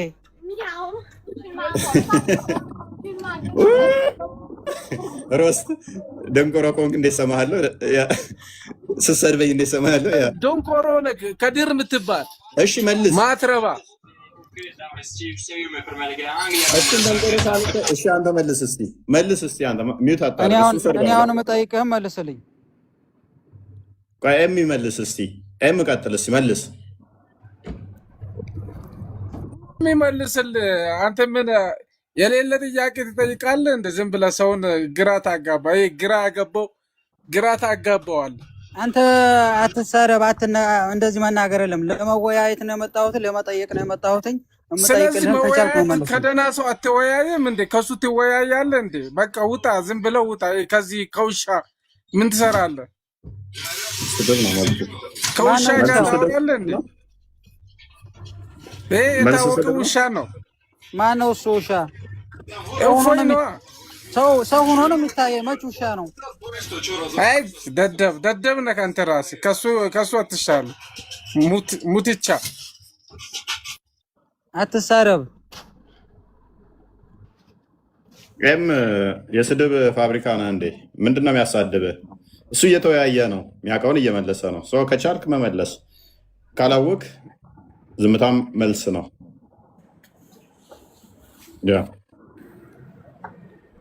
ኤኒዌይስ ከድር አሁን ችግሩ ምን እንደሚሆን ታውቃለህ? አላህ ከአርሽ በላይ ነው ስትል እጅ እንዳለው ተናገርክ። ሌላ አካላት ግን የለም፣ ሌላ የለም፣ ጭንቅላት የለም፣ አልገለጸልንም። እኔ እርግጠኛ ያለሁበት ምክንያት ሰሂህ አለ ትክክለኛ ያኔ በትክክለኛና የተገለጸና ያልተገለጸ አለ። ብዙ ሀዲሶች አሉ። ለምሳሌ የሰማቸው ብዙ ነገሮች አሉ። ሰሂህ አለ፣ ሰሂህ ያልሆነ አለ፣ በጥቅሉ ማለት ነው። ያ አሁን በሀዲስም ደረጃ አላህ ጭንቅላት አለው የሚል የለም፣ ጭንቅላት እንዳለው የለም፣ አንድም የለም። እንደናንተ አስተምሮ ደግሞ የመጣውን እናጸድቃለን፣ ያልመጣው ላይ ደግሞ እናልፋለን እንደሚለው ከሆነ ዝም እንላለን ከሆነ አንገት እንዳለው የሚናገር የለም፣ ጭንቅላት እንዳለው የሚናገር የለም፣ ባት እንዳለው የሚናገር አለ፣ እግር እንዳለው የሚናገር አለ፣ ሁለት እጆች እንዳሉት የሚናገር አለ፣ አይንና ፊት እንዳለው ይናገራል ማለት ነው። ምንድነው ችግሩ የሚሆነው? ከአርሽ በላይ ነው ስትሉ እነኚህ አካላቶች ተሰባስበው ነው ወይ ከአርሽ በላይ የሆኑት? ወይንስ ሌላም እነኚህ ሌላም ቦታ ላይ ይገኛሉ? ኖ ሌላ ቦታ የሚገኝ ነገር የለም። አላህ ከአርሽ በላይ ነው። እግሬ ከታች ነው፣ እጄ ከላይ ነው ምናምን የሚባል ነገር የለም። እንደዚህ ብሎ የገለጸበት ቦታ የለም ማለት ነው። እኔ አሁን ደግሞ የምጠይቅህ ስለናንተ ነው። ቆይ አንዴ ማነህ? ከድር ቆይ እስቲ ስለ እግዚአብሔር የት እንዳለ ይንገረን እስቲ።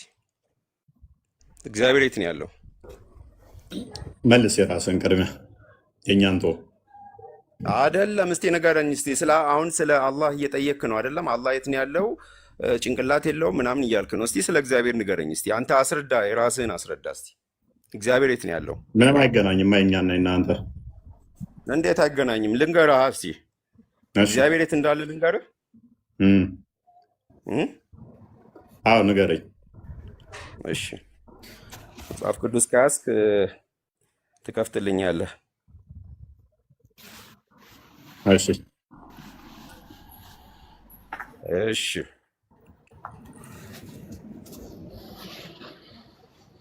መዝሙረ ዳዊት ምዕራፍ 96 97 ላይ አውጣ። 96 97 ከቁጥር 1 እስከ 3 ኦኬ ይላል።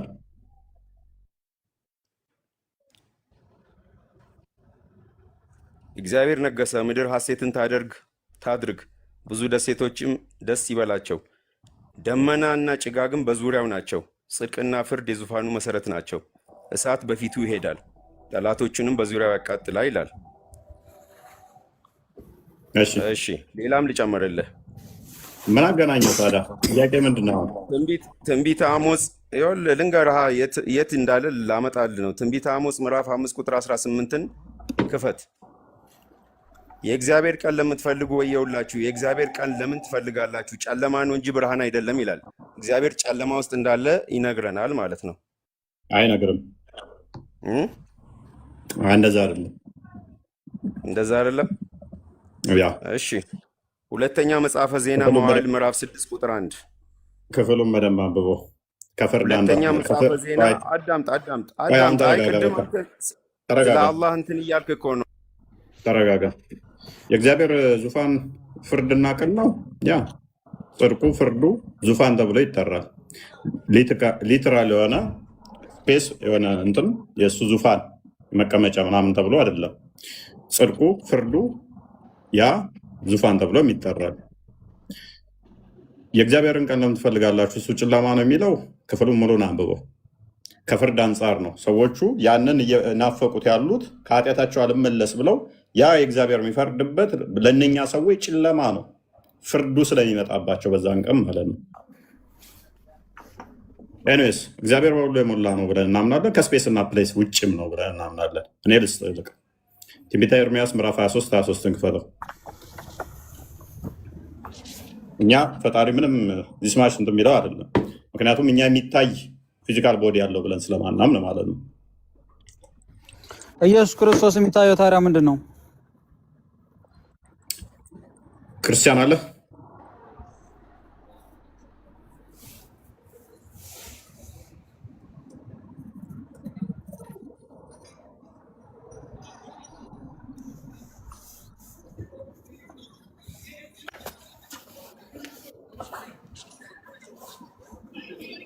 ኦኬ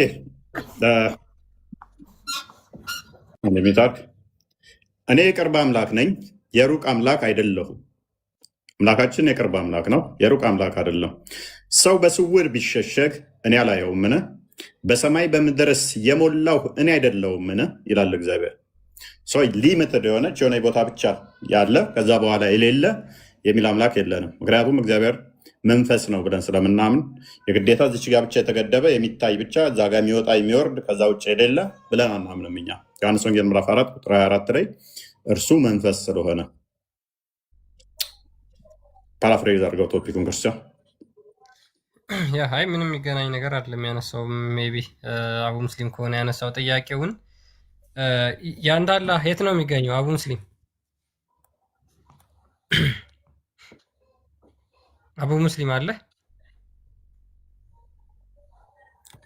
አሁን ምንድነው እነሱ አላህን በአካል ሰጥተው ስለገደቡት ማለት ነው። አላህ ሊሚትድ የሆነ ዛት ነው ያለው። ስለዚህ ያ ሊሚትድ የሆነ ዛቱ የት ነው ያለው ነው አቡ ሙስሊም እየነገርኩ ነው። ከሁሉ በላይ ከሁሉ በላይ ማለት ከየት በላይ? ከሁሉም ከፈጠራቸው ፍጥረታት ነገሮች ሁሉ በላይ። ኦኬ አርሹ ምንድን ነው? አርሹ ምንድን ነው? አርሹ ከሱ በታች ያለ ማለት ነው አርሽ። ኦኬ ስለዚህ መለኪያው አላህ ቦታውን የሚታወቀው በአርሹ አቅጣጫ ነው ማለት ነው አይደለም። ከሁሉ በላይ እያልኩ እኮ ነው። ከፈጠራቸው ነገሮች ሁሉ በላይ ነው ያለው። እሺ ከአላህ በታች ምንድን ነው ያለው? ምን አይነት ጥያቄ ነው? ከአላህ በታች ማለት ከአላህ በታች ያሉት እሱ የፈጠራቸው ነገሮች ናቸው አልኩህ እኮ። ለምን ትደጋግመዋለህ? እሺ ለምሳሌ ስቴፑን ንገረኝ። አላህ አለ ከላይ አይደለ? አይ እንደዚህ አይነት ስቴፕ የለውም። አላህ የፈጠራቸው ነገሮች ሁሉ ከስሩ ናቸው። እሱ ከተፈጠረው ነገር ሁሉ በላይ ነው ያለው። ችግር የለውም። መጨረሻ ላይ አላህ አለ አይደለ? ከዛ በኋላ ምንድን ነው ያለው? ከሱ በላይ ምንም ነገር የለም። ከሱ ፍጥረቶቹ እሱ የፈጠራቸው ከሱ ቀጥሎ ከሱ በታች ምንድን ነው ያለው? ከሱ እየነገርኩህ እኮ ለምን ትደግማለህ? ከሱ በታች የፈጠራቸው ናቸው። ከፈጠረው በላይ ነው ያለው እሱ እያልኩህ እኮ ነው። አልገባህም እንዴ? አይገባህም? በደንብ ይገባኛል። አንተ ነው ያልገባህ። ችግር የለውም። በአላህና በአርሹ መካከል ያለ ፍጡር አለ? ምን ማለት ነው ይሄ? እየነገርኩህ ነው። እሱ ከፈጠረው ነገር ሁሉ በላይ ነው። በቃ መካከል፣ ከታች፣ ከላይ ምናምን አትበል። በቃ እየነገርኩህ ነው። ጠቅለል ያለ ነገር ነው የነገርኩህ። እሺ ከአርሹ በላይ ፍጡር አለ? አሁን ጠይቅ። ችግር የለውም። በተለያየ መልክ ጠይቃለሁ፣ አታስብ። ከአርሹ በላይስ ፍጡር አለ?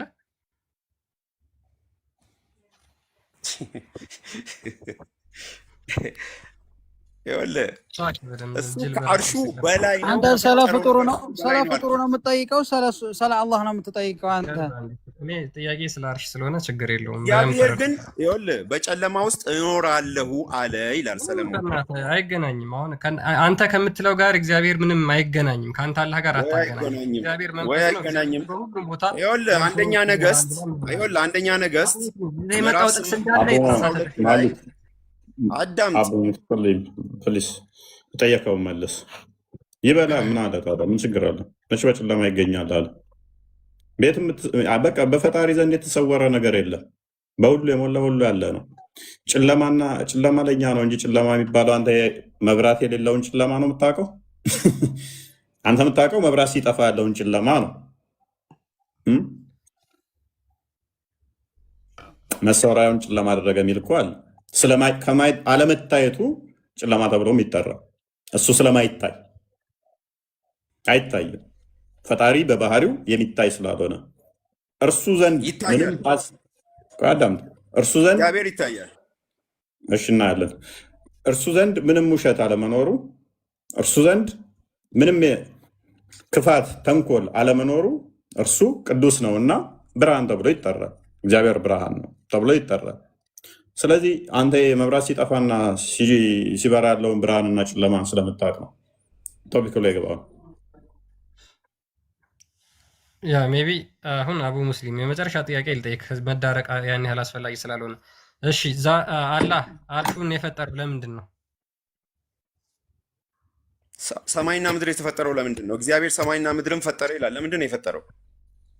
ኧረ በእናትህ እስኪ ችግር የለውም። ለምንድን ነው የፈጠረው? በቃ መልሱ ይኸውልህ፣ ይሄን ስትመልስልኝ መልሱን ታገኛለህ። እነግርሃለሁ፣ ችግር የለውም። ሰማይና ምድር ለምን እንደተፈጠረ እነግርሃለሁ። ግን ከአርሹ ጋር ምንም አያገናኙም። ስቲል ከአርሹ ጋር ስለማይገናኝ ማለት ነው። አርሹን ለምንድን ነው የፈጠረው? ለምን ፈራኸው አርሹን? አቡ ሙስሊም ምን ለምን ፈራዋለሁ? ለምን ፈጠረው አርሹን? አንድ እስኪ ጥሩ ስነ ምግባር የምንወያይ ከሆነ አንድ ነገር ልጠይቅህ። አሁን እኮ ምንም ጥሩ ስነ ምግባርና መጥፎ ስነ ምግባር ይኸውልህ፣ የኔም መልስ በአንተ መጽሐፍ ቅዱስ ልመልስልህ። ኦኬ፣ እስልምና ራሱን መመለስ አይችልም። የግድ መጽሐፍ ቅዱስ ላይ ክርስትና ላይ ተጣብቆ ነው የሚመልሰው ማለት ነው። እስልምና በራሱ መልስ የለውም። ይኸውልህ ያለውን እውነታ ሳመጣልህ ትሸሻለህ። ለምን እንደዛ አዳምጠኛ። ይኸውልህ ጆሮ ካለ አድምጠኝ። ጆሮ ካለ እስቲ ምንድን ነው በልና ጠይቀኝ። ከዛ እኔ ስነግርህ ሀሳብ ስጥበት። ገብቶሃል? ብሎክ ለምን ታደርጋለህ? ችግር የለውም። በፈለግከው መልስ ትሰጠኛለህ። ይኸውልህ አንድ ነገር አትለፍልፍ፣ አድምጠኝ። አንዴ ችግር የለውም። ትሰጠኛለህ እኮ ማስረጃ ትሰጠኛለህ። አድምጠኝና ትመልሳለህ። ይኸውልህ ስለ አርሽ ነው አይደል የጠየቅህ? እስልምና የሚፈታው በክርስትና ነው ብለህ መልስና ይህን ተናገርና ከዛ ቀጥል። ችግር የለውም። እስልምና ራሱን መቆም የሚችል ሃይማኖት አይደለም። ክርስትና ላይ ካልተንጠለጠለ፣ ክርስትና ላይ ካልተወሸቀ መልስ የለውም ብለህ ቀጥልና መልሱን ስጠኝ። ችግር የለውም። ለምን ትለፈልፋለህ? አድምጠኛ። አሁን እኮ ትልቁ ችግር እኔም ብሎክ እያደረጋችሁ እናንተ መለፍለፋችሁ ገብተዋል። ልክ የሆነ እንትን አደናብሮ የሆነ እኔ ይኸውልህ ልመልስልህ፣ አድምጠኝ፣ ከዛ መልስ ትሰጣለህ። እሺ የምትመልስልኝ ከክርስትና ነው የምትመልስልኝ? መልስ ስለ የለም። አርሽ ጠየከኝ አይደለ? አርሽ ነው የጠየቀህ እኮ አቡ። ስለ አርሽ ጠየከኝ አይደል? እሺ አርሽ ማለት ዙፋን ማለት ነው። ባጭሩ ልንገርህ። ይኸውልህ ስለዚህ እግዚአብሔር በረጅምና ከፍ ባለ ዙፋን ተቀምጦ አየሁት አለ ኢሳይያስ። ታዲያ ምን ይሁን? ታዲያ ምን ይሁን?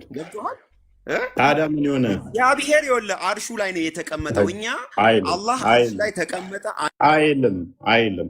ማን ነው እንደዛ ብሎ የፈታልህ? ልንገርህ፣ ኢሳይያስ 6:1 አውጣ።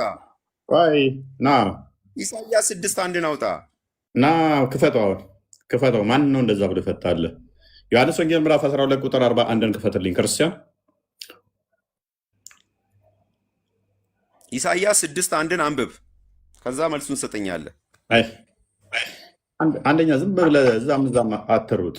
ቅድም አሳየንህ እኮ እግዚአብሔር በሁሉ የሞላህ ነው። ኢሳይያስ የተናገረው አንዴ ክፈተው፣ እዛው መልስና ኢሳይያስ ቆይቶ በቃ እዚሁ ኢሳይያስ ከፍ ባለ ዙፋን ላይ አየን ሲል ከምን አንጻር ነው? እግዚአብሔር ንጉሱ ኦዚያን በሞተበት ዓመት እሱን ታሪክ ይናገርና ፕሊስ አዳምጥ። እግዚአብሔር ፕሊስ አዳምጥ፣ ተቀምጦ አየሁት አለ እኮ አዳምጥ። በቃ ያ ክብሩ ማን ነው? ክርስቶስ ራሱ ነው። እንኳንም አመጣው ክርስቶስን አምላክነት እየነገርካል ነው። ይስቃል እንዲያውንም እንደ ጅል።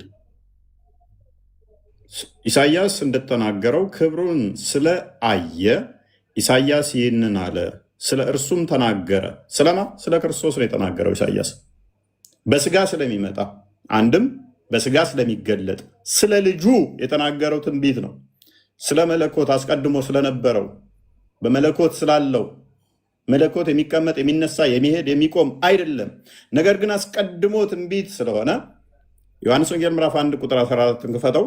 ስለማን ተናገረ ይላል? ስለ እርሱ። ስለማ? ስለ ክርስቶስ። ኢሳያስ አስቀድሞ ክብሩን አይቶ ተናገረ። ከፍ ባለ እንትን ላይ ተቀምጦ ክብሩን አየዋል አይደለ? ቪዥን ነው፣ ራእይ ነው። ራእይ ደግሞ ነሰሰርሊ ወደፊት የሚሆነውን ያየውን የተናገረውን ትንቢት አዲስ ኪዳን ላይ መጣና ተገለጸ።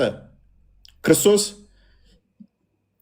እንደሆነ በአዲስ ኪዳን ግልጽ ሆነ ማለት ነው። ክርስቶስ በስጋ ሲመጣ ያ በስልጣን አይም በስጋ እንደሚመጣ ትንቢት አስቀድሞ ኢሳያስ ስለተናገረው ቃልም ስጋ ሆነ ጸጋና እውነትንም ተሞልቶ በእኛ አደረ፣ አንድ ልጅም ከአባቱ ዘንድ እንዳለው ክብር የሆነው ክብሩን አየን። ክብሩን አየሁ ነው ያለ ኢሳያስ። አስቀድሞ ኢሳያስ አየው ይላል ዮሐንስ ወንጌል ምዕራፍ 12 ቁጥር 41። ስለ ክርስቶስ የተነገረ ክብር ነው፣ ትንቢት ነው።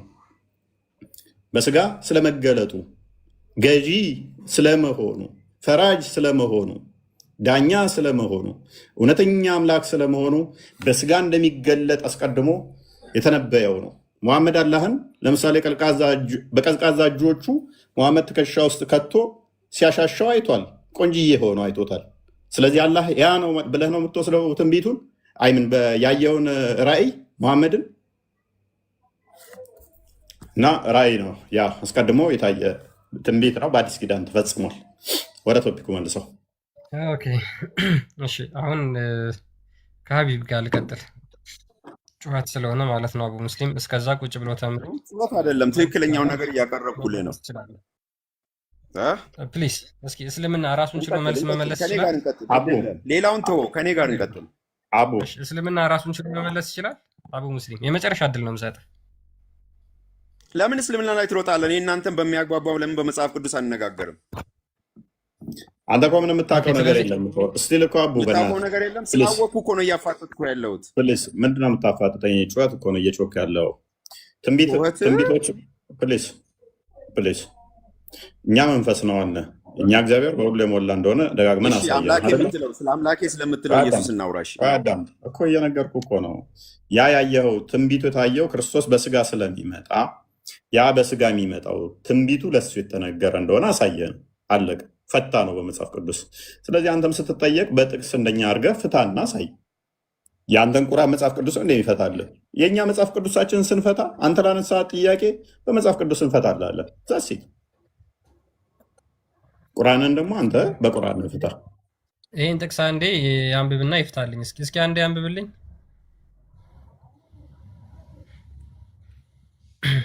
አንብብ።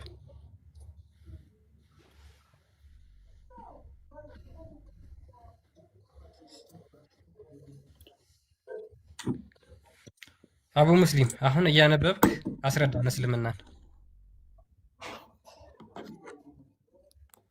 አንብብና ንገረኝ፣ አይታየኝም። እሺ ጌታችሁ ያ ሰማያትና ምድርን በ6 ቀኖች ውስጥ የፈጠረ አላህ ነው። ከዚያም በአርሹ ላይ ተደላደለ አለ። ተደላደለ ማለት ምን ማለት ነው? ስልጣኑ ተደላደለ አለ እንጂ ቅድም ኢሳያስ እንደተናገረው በዙፋኑ ላይ ተቀመጠ አላለም። ተደላደለ ምን ማለት ነው እያልኩ ነው። አስረዳኝ። ተደላደለ ምን ማለት ነው? ስልጣኑ በአርሹ ላይ ተደላደለ ነው የሚለው አይደል? ትርጉሙን ያየኸው የሚለው አረብኛው ላይ የለም። አጭበርብራችሁ የጨመራችሁበት ቃል ነው። ስልጣኑ የሚል አረብኛው ላይ የለም። እሺ በቅንፍ ውስጥ የተጨመረ ነው። እያየ ከሆነ ቅንፎች ውስጥ ቁርአን ላይ ካየህ በቅንፍ የተጨመረ ካለ አረብኛው ላይ የሌለ የተጭበረበረ የተቀጠፈ ሙስሊሞች አጭበርባሪዎች ቀጣፊዎች ስለሆኑ ያስገቡት የጨመሩት ነው። ስለዚህ የምታነበው እንዴት ነው? ከዚያም አንተ ምላስህ በጣም ያልተገራ ለምን መሰለ? ስነ ምግባር ራሱ የለም። ገብቶሃል? ስነ ምግባር የለም። በስነ ምግባር እናውራ ብዬ ነበር። በስድብ ለማሳመን በስድብ ለማሳመን ስለ ጮክ እኔ የተናገርኩት ስህተት አታረገው። ያለሁት ነገር ምላስ ነው ያለ። ከፈለክ በጥሩ ስነ ምግባር እንወያይ ነው እያልኩ ያለሁት። ብዙ ጉድ ላወጣልህ ስለሆነ ብዙ ጉድ አወጣልሃለሁ። ገብቶሃል? አዳምጣ። በስነ ምግባር እንወያይ። አንተ ፎይም ከሆንክ በስነ ምግባር እንነጋገር፣ እንወያይ ከፈለክ። ክርስቲያኖ ቤት ነው የገባኸው። ስነ ምግባር አትበል። ክርስቲያኖ ቤት ስለገባ እንደኛ ጨዋ የለም። ሰድባችሁን መወጡት እኮ እናንተ ናችሁ። በአፋችሁ ተጸዳርታችሁ በምወጡ ማንም ይመሰክራል። ቤታችን ላይ ተጸዳርታችሁ መወጡት እናንተ ናችሁ። ስለዚህ አሁን ስልጣኑ የሚለው አረብኛው ላይ አለ። አረብኛው ላይ አለ። ከኔ ጋር ተወያዩ። ከኔ ጋር አረብኛው ላይ አለ። ልካችሁን ስለማስቀምጥ ገብቶሃል? ልካችሁን ስለማስቀምጥ ዝም ብለህ አትጮህ። አረብኛው ላይ ስልጣኑ የሚላለ አትጮህ አይደለም። የምጠይቅህን መልሳ እውነት የምትችል ከሆነ እባክህ ለመጨረሻ ጊዜ የምታገስህ ስልጣኑ የሚል አረብኛው ላይ አለ ወይንስ ለማጭበርበር የገባ ነው? ክርስቲያን እንዳለው የተጠየቀውን ጨርስ። እግዚአብሔር ዙፋኑ ላይ ቁጭ ያለ እንዳለው አይደለም። ደጋግመን መለስንልህ። ደጋግመን እሱም መለስንልህ። ክርስቶስ በስጋ ስለመጣ ተነግሮለታል። ክርስቶስ በስጋ ስለመጣ ክርስቶስ በስጋ ስለተገለጠ መለኮት የሚታይ የሚቀመጥ የሚነሳ የሚሄድ አይደለም። አንደኛ ጢሞቴዎስ ምዕራፍ 1 ቁጥር 17 ላይ፣ አንደኛ ጢሞቴዎስ ምዕራፍ 6 ቁጥር 16 ላይ። ስለዚህ መለኮት የሚሄድ የሚመጣ የሚቆም የሚነሳ አይደለም። እርሱ የሌለበት የሆነ ቦታ ተቀምጦ የሆነ ቦታ የተገደበ አይደለም። ክርስቶስ ግን በስጋ ስለተገለጠ በተለየ አካሉ የዘመኑ ፍጻሜ ሲደርስ ክርስቶስ ከማርያም ስጋና ደምን በነሳ በዛ የመለኮት ሙላት ሞልቶ በሰውነቱ ተገልጧል። ለእርሱ የተነገረ ትንቢት ነው። እሱ መለስንልን። እዚህ ጋር የተጨበረበረ አይደለም ካላችሁ ዲፌንድ ማድረግ ነው። ለማምጮት ክርስቲያኖች ቤት ነው የገባችሁት። ተሳድባችሁ በአፋችሁ ተጸዳርታችሁብን ወጣችሁ መልሳችሁ እፎይ ይገደል ብላችሁ ምጮት እናንተ ናችሁ። ካልታሰረ የምትሉት እናንተ ናችሁ። ተሳደበ የምትሉት እናንተ ናችሁ። ሪከርደሮችን መለስ ብላችሁ ዩቱብ ላይ ማየት ነው። ያልሰደባችሁኝ ስድብ የለም። ስጋህን እንበላለን፣ እናርዳሃለን፣ እንቆርጠሃለን፣ እንደዚህ እናድርግህ፣ እንደዚህ እንፍለጥህ፣ እንደዚህ እናድርግህ። ያልሰደባችሁኝ ምን ስድብ ቀርቶ ነው? ምን ስድብ ሳይኖር ቀርቶ ነው ጨዋ የምትሆኑት? አሁን የእኛ ክርስቲያኖች እናንተ ጋር መጥተው ባፋቸው አይጸዳዱ። ሰው በተቻላችሁ መጠን ቶፒኩ ሲከብዳችሁ ፓኒክ አታደርጉ። ቢኒ እንኳን ደህና መጣ። ሴቡ ሰምተሽዋል አይደል? አንተ ጥያቄ ቢኒ እንኳን ደህና መጣ ብለናል። እግዚአብሔር ይመስገን። ጥያቄ አለኝ እኔ። ተረጋጊ አንዴ። ሰላም ነው። እሺ ሴቡ፣ አሁን መቀጠል እንችላለን። እስኪ ይህንን ጥቅስ አስረጅኝ። ምን እያለ ነው? መጀመሪያ እኔ ጥያቄ ያለኝ ነው ያልኩት። ባለፈውም ገብቼ ወጣሁ። ስለዚህ ይህን ጥያቄ መልሱልኝ። ባለፈው ገባሽና ጠየቅሽ። አሁን ደግሞ እስኪ አንቺ መልሽልን። ይሄንን ይሄ ጌታቸው ያ ሰማያትና ምድርን በ6 ቀን ውስጥ የፈጠረ ጠይቂሽ። ባለፈው አምላክ ነው የሚገባ። ሐዋርያት ሊይዙ ሲሞክሩ ለምር ወደ ፈጠረኝ አምላክ እመለሳለሁ እናንተም አታገኙኝም ያለው አላለም? የለም አላለም። አሁን ያልሻትን ጥቅስ አውጫት። እሺ ዮሐንስ ወንጌል ምዕራፍ 7 ክፈትልኝ። እሺ ክፈተው። ክርስቲያን ወደ ፈጠረኝ አምላክ እመለሳለሁ። በደንብ አስተውይ። ወደ ፈጠረኝ አምላክ እመለሳለሁ እናንተም አታገኙኝም። ከ32 መሰለኝ የሚጀምረው። ቁጥር 32 አድርግላት። ወደዛ አካባቢ ነው። አንድ ስልክ ስለያዝኩኝ። አንብበሽ ነው? ራስሽ ነው ያነበብሽው ወይንስ ሰጥተውሽ ነው? ኧረ ራሴ ነኝ ያነበብኩት።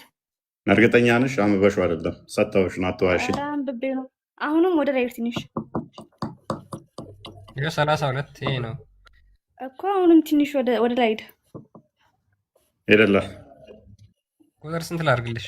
ያው ከ34 ጀምሮ እስከ ታች ማንበብ ትችላላችሁ። እሺ ወደ ፈጠረኝ አምላክ ነው የምሄደው አታገኙኝም ነው ያልሽው አይደል? አንብቢው፣ ራስሽ አንብቢው። አሁን ራስሽ ነሽ የምታነቢው፣ እኛ አይደለንም የምናነበው። ቀጥይ። ትፈልጉኛላችሁ አታገኙም፣ እኔ ወዳለሁበት ልትመጡ አትችሉም አለ። እሺ አንቺ ምንድን ነው ያልሽው?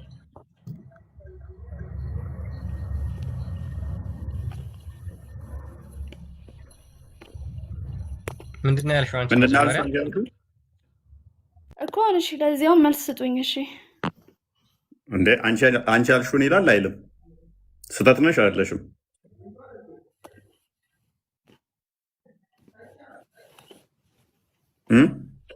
ለምሮሽ ትፈልጉኛላችሁ አታገኙኝም ያለው። መልካም እሱን መልስልሻለሁ፣ ግን በመጀመሪያ ተሳስተሻል አይደለ? ወይ ደግሞ ኢየሱስ አምላክ እኔ አምላክ ነኝና ሴቡ መጀመሪያ እንተራረማ። እዚህ ጋር ያልሽው ስህተት ነው አይደለ?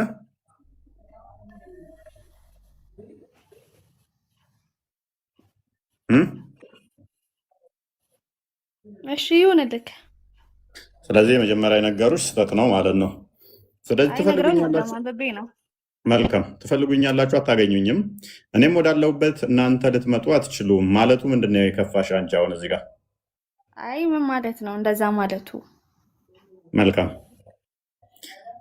ትፈልጉኛላችሁ አታገኙኝም፣ እኔ ወዳለሁበትም እናንተ ልትመጡ አትችሉም ማለቱ ክርስቶስ የመጣው ወዶ ፈቅዶ በፍላጎቱ ነው። በደንብ አስተውይ። ፈልጎ ነው ራሱ ቤዛ ሊሆነን እርሱ ወደኛ የመጣው በስጋ የተገለጠው ፈቅዶ ወዶ እንጂ እኛ በግዴታ ሊገሉት ሊሰቅሉት የሚፈልጉት በግዴታ ያለ ፍላጎቱ በግድ እነሱ የሚያደርጉት አይደለም። አንደኛ እነሱ በግዴታ የሚያደርጉት ነገር አይደለም። ክፍሉ መለስ አድርገው ከቁጥር 30 ጀምራ አድርገው አውዱ። ኦኬ። ስለዚህ ሊይዙት በደንብ አስተውይ፣ ሊይዙት ይፈልጉ ነበረ። እነሱ ስለፈለጉ እሱ ሳይፈልግ ራሳቸው ነፍሴን ላኖራት ስልጣን አለኝ ላነሳነት ስልጣን አለኝ ያለ ዮሐንስ ወንጌል ምዕራፍ 10 ላይ እነሱ ግን ያስቡት እነሱ በቃ ፈላጭ ቆራጭ ሆነው እሱ ሳይፈልግ በግዴታ ማድረግ እንደሚችሉ ነው። ኖ አይደለም፣ እሱ አለመሆኑን ሲነግራቸው ስለዚህ ሊይዙት ይፈልጉ ነበረ። ነገር ግን ጊዜው ገና በደንብ አስተውይ፣ ጊዜው ገና ስላልደረሰ ማንም እጁን አልጫነበትም። ጊዜው ገና ስላልደረሰ ማለት ምን ማለት መሰለሽ? ክርስቶስ እያንዳንዱን በብሉይ ኪዳን የተነገሩ ትንቢቶች ሊፈጽም ነው። አንድ የመጣው ትንቢቶቹን ሊፈጽም ነው። እኔ መጽሐፍት በብሉያትም በሕጋችሁም በዳዊትም በነቢያትም የተጻፉት ስለ እኔ የተናገሩት ሁሉ እንደተፈጸሙ ተናግሯል። እንደዛ ከሆነ እያንዳንዱን መፈጸም አለበት። በሱ እቅድና በሱ ዓላማ ነው እንጂ የሚሄዱት አይ እነሱ ጉልበት አለን እንደዚህ አሁን እናደርጋለን ዛሬ እንደዚህ ስላሉ አይደለም። ጊዜው ሳይደርስ እሱ ሳይፈቅድላቸው አንዳች ማድረግ እንደማይችሉ እየነገራቸው እያሳያቸውም ነው። ሊይዙት እነሱ አለጊዜው ፍቃድ ሳይሰጣቸው በግድ እንደሚያደርጉ ነበር ያሰቡት።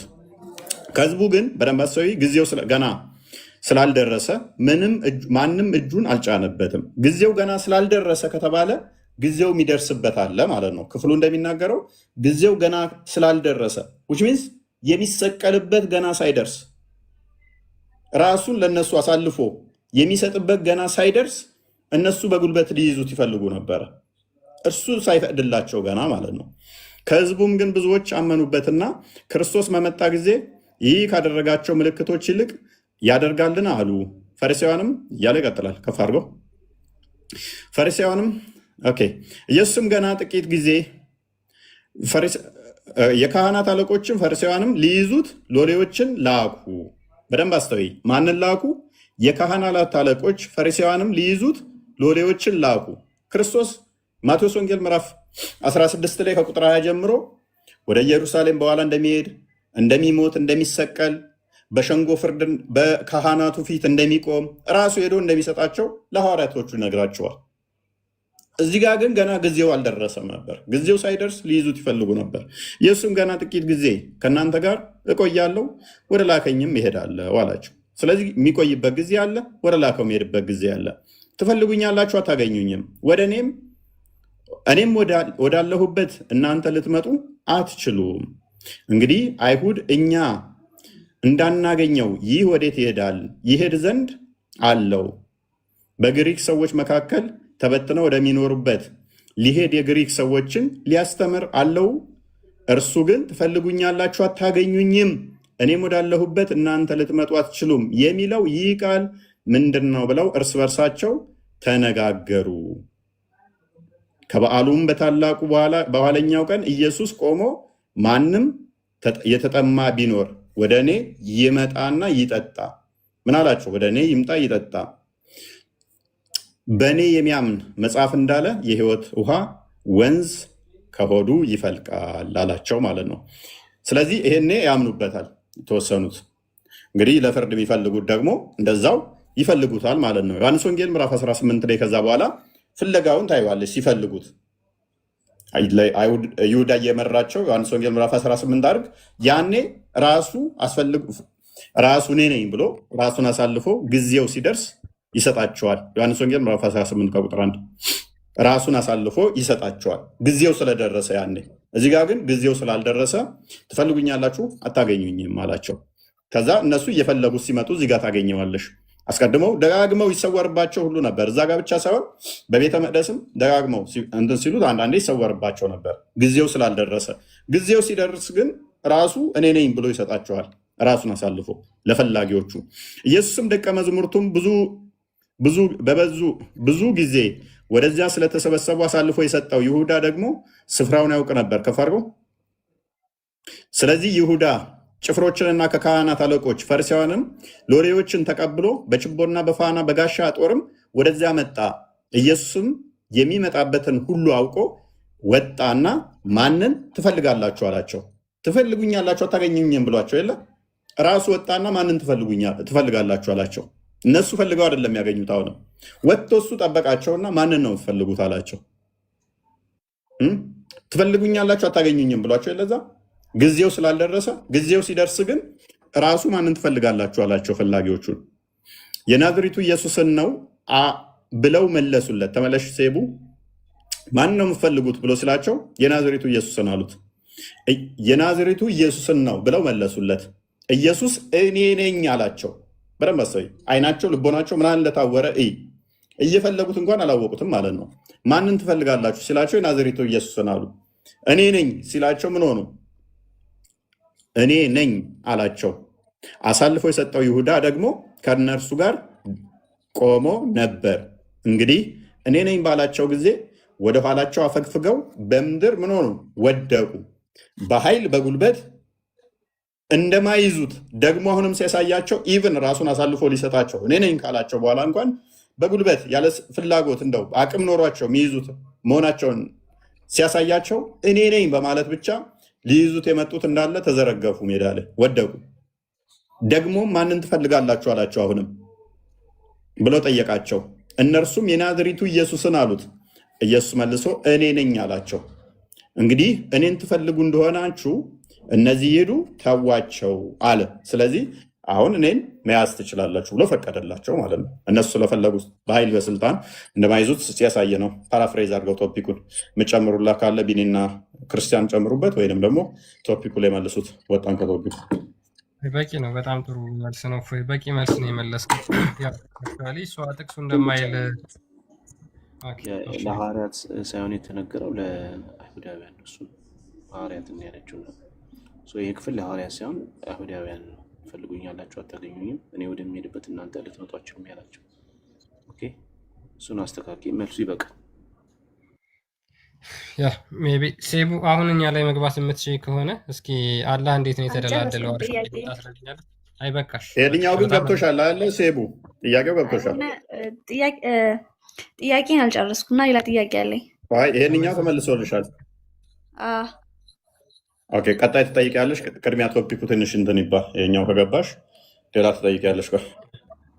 ያ ኦኬ ሜቢ እዚህ ላይ የምትይው አለ አላህ ከአርሽ በላይ ተደላደለ የሚለው ላይ እንዴት ነው የተደላደለው? ሴቡ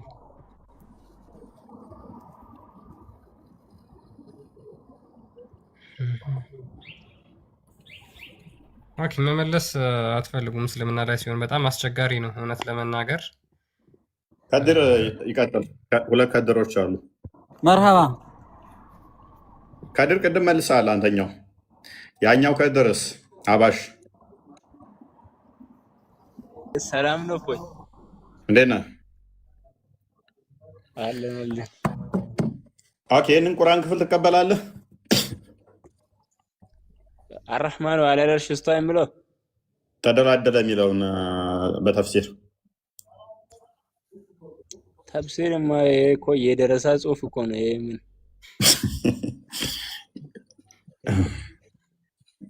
ይሄ እኮ የአባሾች ነው። የአባሾችን ማን ሳኒ ናቸው የሚባሉት? መሐመድ አብዲ ሳኒ ነው የሚባሉት። ሼክ መሐመድ ሳኒ ናቸው የተረጎሙት እኮ የእሳቸው ነው። የዋብዮቹን አሳየው። የዋብዮቹ ይለያል። የዋብዮቹ እንደዚህ ብለው ነው የፈሰሩት። ሶሪ አይኔን እንትን እያለ ነው።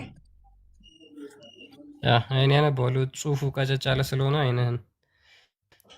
ኦኬ ሰዎች ሆይ ይህም በቅንፍ ውስጥ ጨምሮበታል። አጭበርባሪ ነው ዋብዮቹም። እሺ ጌታችሁ አላህ ያ ሰማያትና ምድርን በ6 ቀናት ውስጥ ፈጠረና ከዚያም በአርሹ ላይ ከፍ አለ።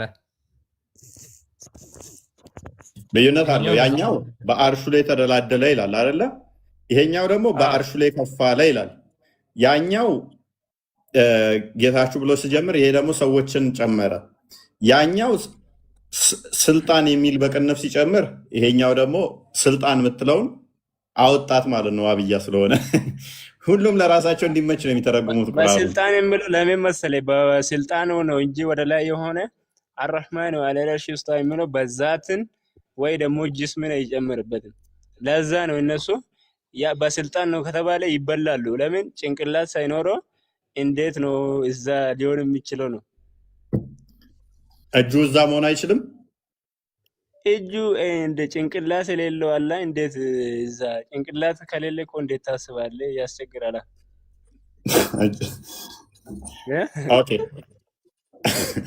እንዴት ታስባለህ? ምኑ ተደላደለ ታዲያ? ጭንቅላት ከሌለው እረፍት የለውም እኮ። በምኑ ያስባል? በምኑ ዝናናል ታዲያ? መዝናናት ያስፈልግ ይባላል። አሁን ጭንቅላት አሁን በመኪና ራሱ ቢጋጭ ትደላደላለህ አንተ።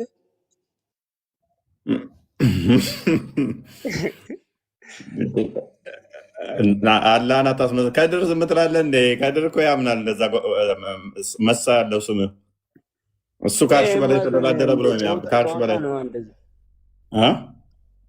እስቲ ያንሳና ያወራኝ። እሺ እፎይ ሰላም ነው? እንዴት ነው? አልሐምዱሊላህ። ትክክል አይደለህም እያለህ ነው አንተን። ምንድነው ትክክል አይደለህም? ከአርሽ በላይ ተደላደለ የሚለው አንቀበልም ይላል። አላህ ከአርሽ በላይ ነው። ከአርሽ በላይ ነው ማን ብሎ ጠየቀ? እዛ ላይ ተደላድሎ ነው ያለው ወይስ እንዴት ነው? ተደላደለ የሚለውን እርግጠኛ አይደለሁም። ተደላደለ የሚለውን ነገር እርግጠኛ አይደለሁም። አላህ ከአርሽ በላይ ነው የሚለውን ነው እርግጠኛ ሳትሆን ነው እንዲያመንከው? ከአርሽ በላይ መሆኑን ነው እንጂ ሌላ ነገር አይደለም። ተደላደለ የሚለውን ነገር ስለ ኢስተዋ እኮ አይደለም ያወራ እኮ ያለሁት ስለ ኢስተዋ ሳይሆን ከአርሽ በላይ ጭንቅላት ሳይኖረው እንዴት እዛ ይኖራል ነው የሚለው። እንዴት እዛ ይኖራል ነው የሚለው። ጭንቅላት ሳይኖረው እንዴት ይደላደላል ነው። እዛ ይደላደላል ይላሉ። ጭንቅላት አለው ወይ ብለን ስንጠይቅ አለው የለውም አናውቅም ይላሉ። አንተ ታውቀዋለህ እንደ ጭንቅላቱን? አንተ ጭንቅላት አለው ብለህ ታምናለህ? አረ ከየት አምጥቶ የለውም? ከየት አመጣል? የለውም። እንዴት አለኝ አላለኝም? አለኝ አላለኝማ። እና ጭንቅላት የሚለውን ቃላት አንተ የት አመጣኸው? ጭንቅላት አለኝ ምናምን ብሎ የሚለውን ቃላት የት አመጣኸው? ቢኖረው አለኝ ይላል። እጅ አለኝ አይደል እንዴ? አንተ እኮ ነው ስለ ጭንቅላት የጠየቀኝ። እኔ ስለ ጭንቅላት አይደለም ያወራሁት።